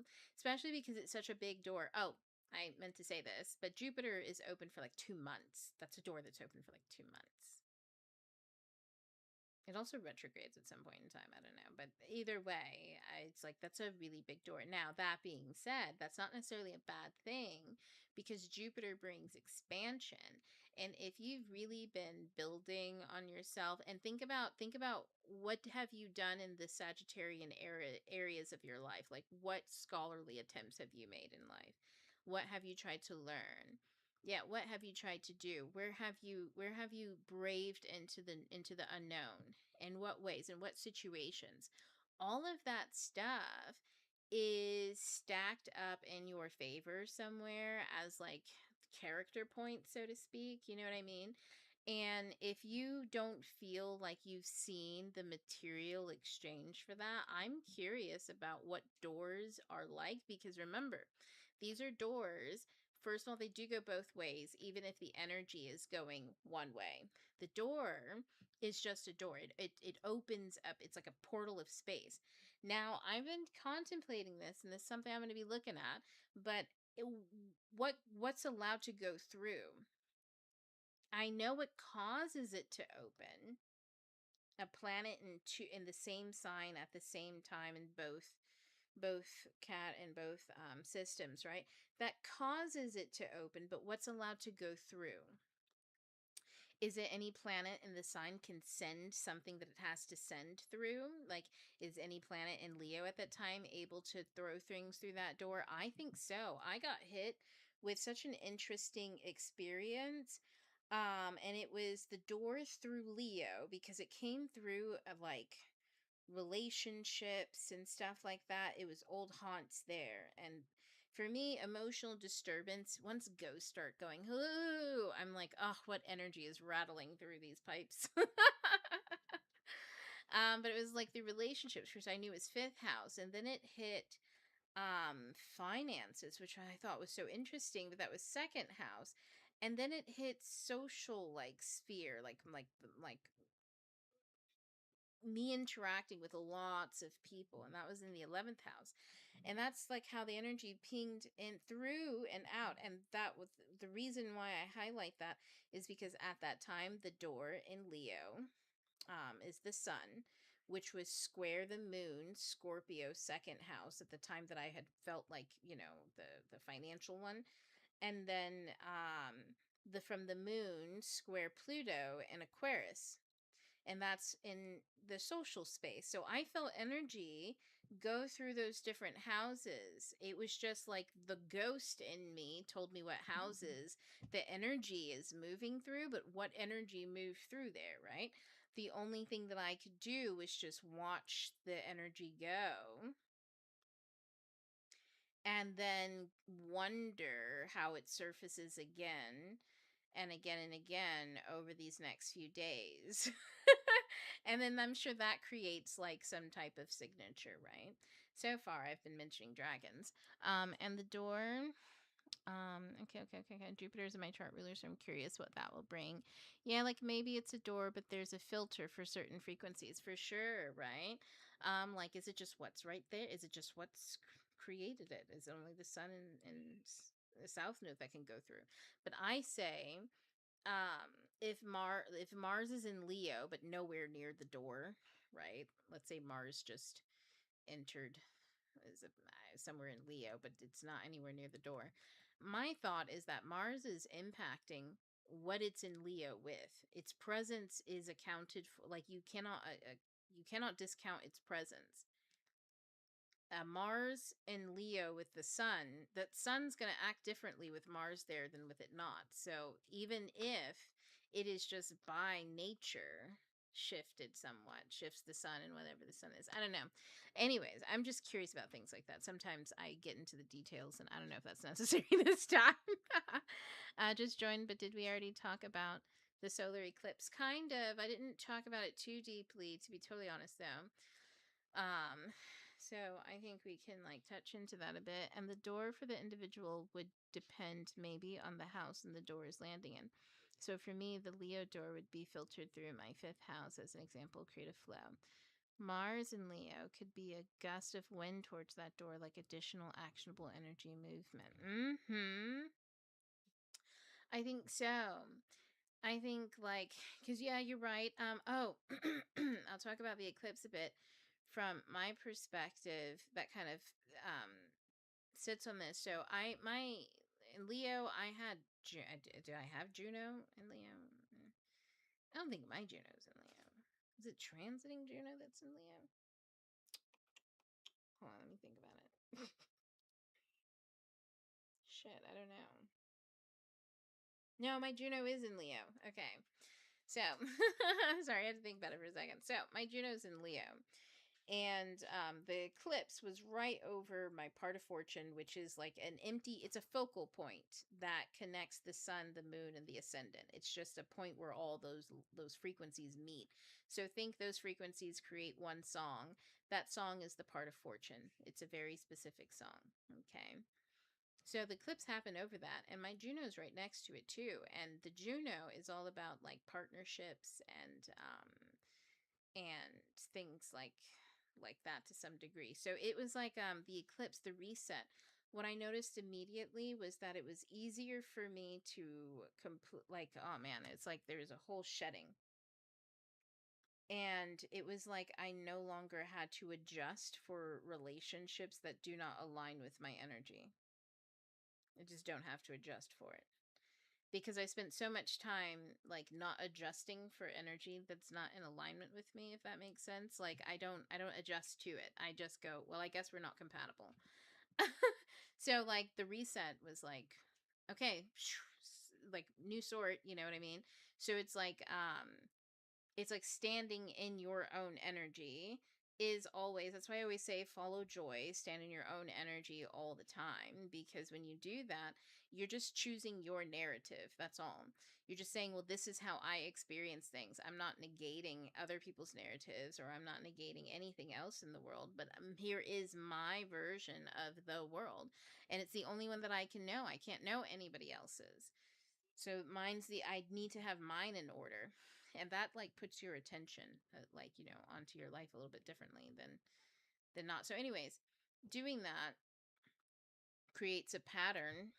And I got to so it's like, I guess I shifted. I was so out of tune with some things that like I noticed almost immediately the shift. It was big. I just noticed it was easier to do everything. Like even easier to bake. And I'm not usually a baker. I have even more patience than I ever have had in my entire life. What did I drop? No, just the cord. Yeah, I've had even like more patience, things like that. Not it, but that's because I cut out what I have patience for. So like I no longer, if I don't entertain certain people, like things, concepts, ideas, environments, like when you cut out what it is that you stop giving something attention, it just does not take up real estate in your bank of energy. Your brain just like drops it. And it was like my brain just said, new space. I'm like, it's like I'm getting used to all the space up here, here, up here. I'm just kidding, guys. No, I didn't drop everything. But yeah, sometimes it feels like it though. And I'm just like, what do I do? And then I start thinking about all the fun things to do. And then I just drop everything and do the fun thing. So it's like, yeah, I'm always like dropping everything. Um, but that's really like a state, I want to say, like of being where you dropping everything is a relaxed way of engaging with something fully. When you drop everything to take a nap, you are engaging fully with the nap. When you drop everything to hang out with a friend, you are engaged fully with the friend. You're not engaged with the stuff that you're carrying and the conversation. You're not trying to balance two, double check your time. You're engaged fully. And so, yeah, that's something I always like, I think it might be a Taurus thing though, where it's like I like to fully just drop everything and focus 100% of my attention on what it is that I'm doing or what I'm focused on. So that being said, oh man, why did I say that? I went down a rabbit hole again, guys. No, no, no, somebody find me. I was talking about, oh, I'm in my tail end. By the way, I should have told you all before class started. Like, oh, I'm so sorry if I'm a little like here and there because I'm on the tail end of like my menstrual cycle, so I'm very rusty. And I did not sleep at all last night, so I'm so sleepy. So like my brain is like, yeah, yeah. But no, I didn't sleep at all last night because I fell asleep during the day for like 5 o'clock, and I woke up at like 10:30 at night, and then I didn't want to go to sleep at all because I wasn't sleepy, and then I ended up staying up all night. I am in a slight rest period. Oh my god, I barely slept last night too. Yeah, and so I'm like super, super, super sleepy, but also at the same time super excited about this. And so I really was like, I am not canceling class. I don't care. Like right before I came on, so funny because my husband, he was like teasing me, and I was like, "Wait, you're trying to rile me up?" And he was like, "Get your blood going." And I was like, "Oh my god, I am being so sluggish." And he's like, "Yeah, get your blood going." And I just came down. I sat down. And I was like this, and I was like, "Okay, well, let's talk about my astrology." It's enlivens me, but unfortunately, my brain still needs sleep. Doesn't matter how excited I am. But what was I saying? Well, we were talking about like we were talking about like the energy moving through the door and it being filtered, yeah, and stuff like that. But like, well, I was talking about the eclipse and how it kind of what was I saying? Because I mentioned how it went through all of the different channels. Those ones. Oh man.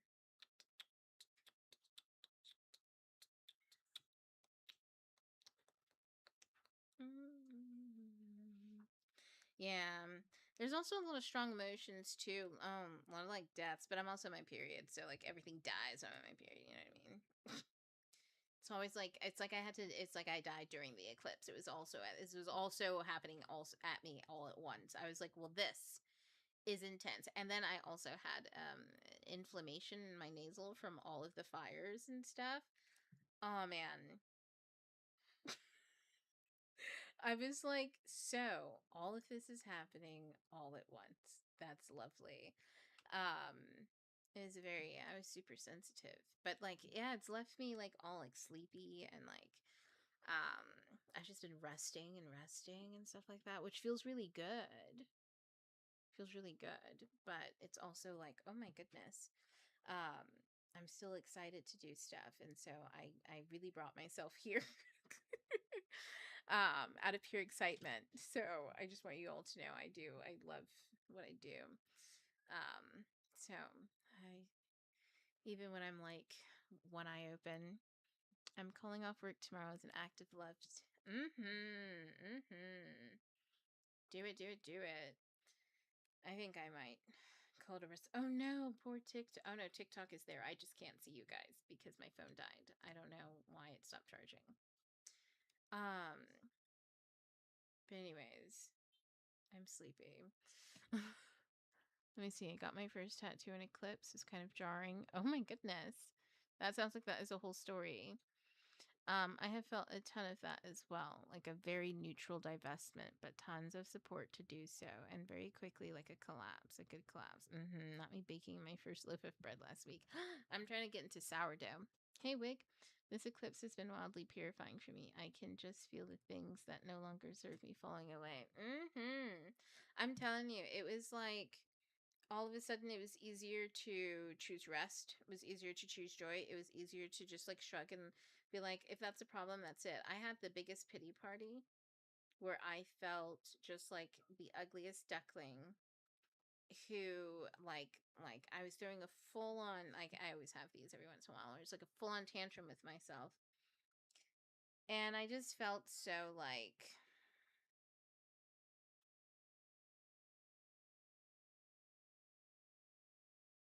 it reminded me of when I was a kid. And I could always feel like this older me smiling and like smirking and being like, who is that?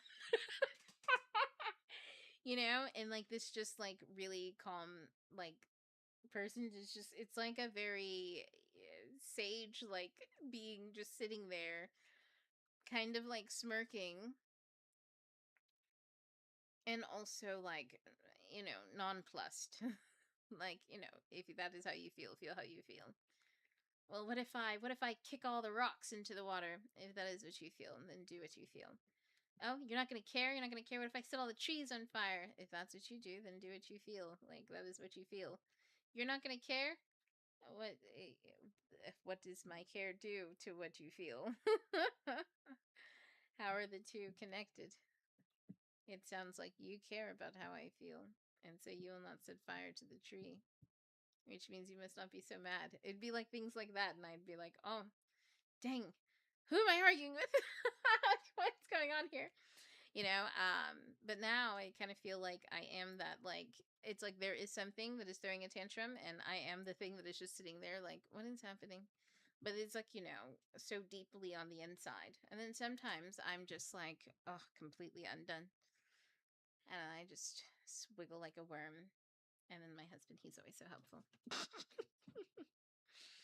He's always like, he always ends up saying something that's really helpful for me that like makes me just no longer able to pout.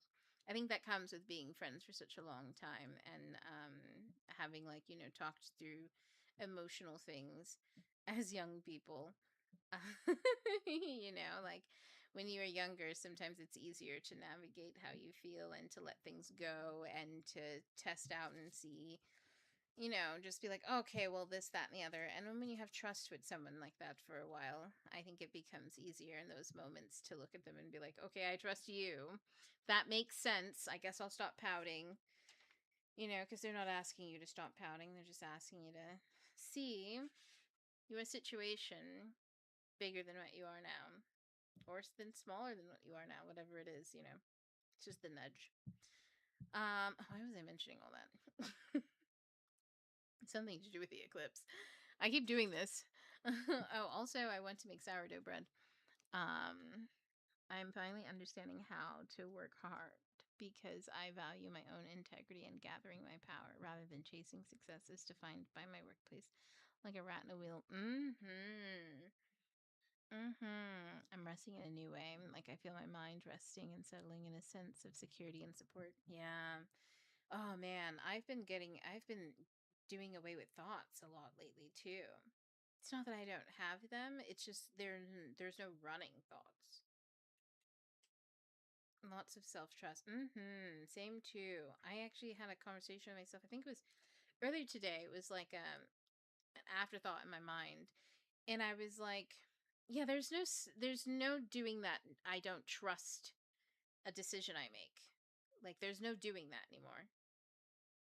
And I was like, yeah, there's no doing that anymore. Like that moment of like, well, yeah, no, we're not doing that anymore. I just got a sense of that, and then it just washed over me. I've been really learning how to get my house in order in so many ways. Also have had a part of myself reawaken and really honor some part of myself that have long been dormant. Y'all, we're all in the same we're all in the same um mind collective clearly. I think and we are all in the same like little like body mega Metatron. I don't because it's so true. I heard this podcast last night. It was about menopause, and the woman, she mentioned that so during puberty a lot more estrogen is inserted into the bloodstream and into all of the you know the biology of the body and stuff. And so in women, it creates this allowing effect. So they allow emotions, allow other people, allow themselves to center others and stuff. It's a way of mothering, right? So in preparing the body for mothering and for fertility. And then when menopause happens, all that estrogen goes away. So like the withdrawal of mothering people can be pretty extreme. It depends on like how people experience it. And you don't need children to go into that thing. It's when it's the creating a project, right? So somebody who their project may not be a marriage, a lover and children. It could be a career. And they treat it just like they do a baby with like extreme attentiveness, like they are raising something up, right? And that's fine too. So it's important to see that like it is not just about children. It is about like this energy of raising up, of nurturing. So when this hits you, and then it goes away and you recalibrate the whole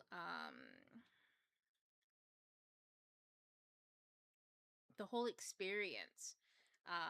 The doctor mentioned was like she re-met herself before she went through puberty. It was like she at the her menopause took her to like 60, and she's like, so now it's like it's her and her 12-year-old that are at the wheel. And that was her before she did all of the becoming the mercy of the world, becoming like becoming the the emotional pool of the world. I will mother you, I will make you feel better, whatever that means in everyone's individual life, right? Like she pulled back from that. And before you are there, you are also whole. You are this whole being who has a gift, a mission, all these other things.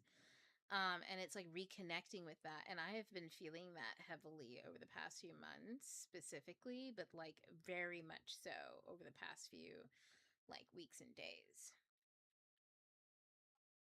Like deeply, deeply being like, whoa, this energy is back. Oh, hello. Hello.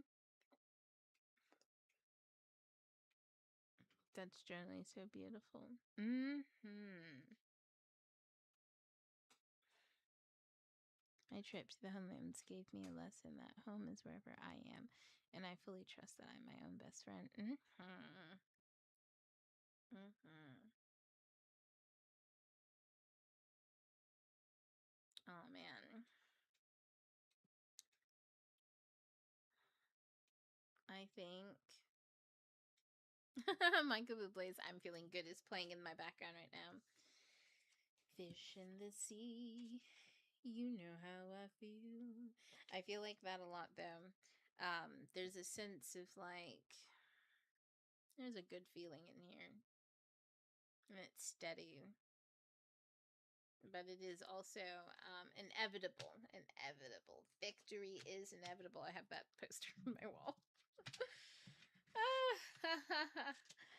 Yeah, so oh, one thing I will say to everybody before we get going, because I really do need to like go rest now and eat. I think maybe, I don't know, did I eat? Yeah, I need to think about these things. Oh, sleep. Okay. Keep an eye out for ideas that come at you. Oh man, okay. It's a beginning. It's a new beginning. When you are closing a chapter and walking into a new thing. I talked about this earlier with the whole like eagle and the bear. Like you are seeing with a new view, right? It's expansive. It can feel overwhelming. But just remember that you will figure out everything in the moment, because this is the only, you can only take whatever you're stepping into in bite-sized pieces. And that just means like it's so new to you that you are experiencing it in real time. Real time is bite size in comparison to the expansiveness of whatever it is that you feel like is coming at you. I feel like I said that for myself too. So bite size just means that you really are living day to day, but not in a frantic, slack oriented way. It's in a very relaxed, like, it's in a very relaxed way. It's in a very, like, oh, freedom is mine, and I know how I feel. It's a new dawn. It's a new dawn. It's a new dawn. It's that. It's a new life. It's like that. It's hard to just like, yeah, just being. Like, you're just being. Oh, well, at least for me. I don't know how to take this. Take this as you will. I'll just give it to you the way that it's coming to me. It's like going from being important to a group of people to being important to the groups of people. Like, I don't know how many of you, okay, you'll know this. Like, you've experienced being a part of a team, a group of people, like 6 people. But if you were the leader, you know what it's like to be responsible to and for 6 people. And then you go to being in charge of groups of people. Like,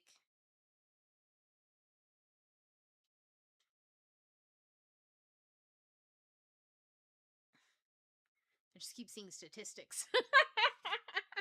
Like, like it's so large that you kind of have to reduce it down to numbers. Like, these aren't the kinds of numbers that you look at like standing on a podium. This is the kind of numbers you look at on a spreadsheet, because it's large. And this is expansive. So like the feeling of what I'm talking about is to give you guys a sense of the expanded capacity. If you go to leading 6 people to having to make decisions for people that are so large in number that you can only really represent them on a spreadsheet, um that's a totally different like field That's a totally different ball game. That's a totally different sport. That's a totally different, you're just doing something totally new. And so respect that it is big. Oh, this is what the message is for. It's like, it's new. Don't, no. Avoid treating it like it is small because it is big. But avoid treating it like it is big because you're taking bite-sized pieces. You're taking it one step at a time. In other words, don't diminish it just because you are taking one step at a time. It is as large as it feels. And I don't say that just to be like, don't shortchange yourself. I mean that also as a cautionary tale. When you shortchange something, it just gives you blind spots. And it's better not to have blind spots. It's better to like let something be as big as it is. And to just recognize, oh, something just ran across the screen again. And then just to recognize that you're just going to take it in bite-sized pieces. That's all. And yeah, one day you'll look back and you'll be like, that was huge. But you will also understand how that huge thing was conquerable and how that came about because it was more than just you. I don't know who else needed to hear that. I know that why that was important to me. Hope that wasn't just me like talking out loud. No, I feel like that probably resonated because I know that like there's a lot of big energy that's like I said, it's coming through these doors and stuff like that, and so just keep that in your mind, that it's new and new is okay. I'm gonna be telling myself that. Oh yeah, and with that, everybody, I think I'm gonna go now because I'm so sleepy. Love this. Thank you for sharing your time. Thanks everyone for being here too. Oh. I'm so happy. And everybody on TikTok, bye. I'm so sorry. I did not my phone died, so I have no idea if anybody's saying anything. Good night. Glad I caught the end of the live. Ooh, moving to Spain in 11 days. Ooh, congratulations. And I wish you a smooth transition. Yeah, may the winds be in your favor. No, that makes sense. Going into last year of college, and it feels like a huge increase in capacity for life change. Yeah, ride those sails. Like, ride the sails of that. Like when you're, oh man, I'm telling you that I'm also experiencing it, so I feel like I need to really hear that myself too.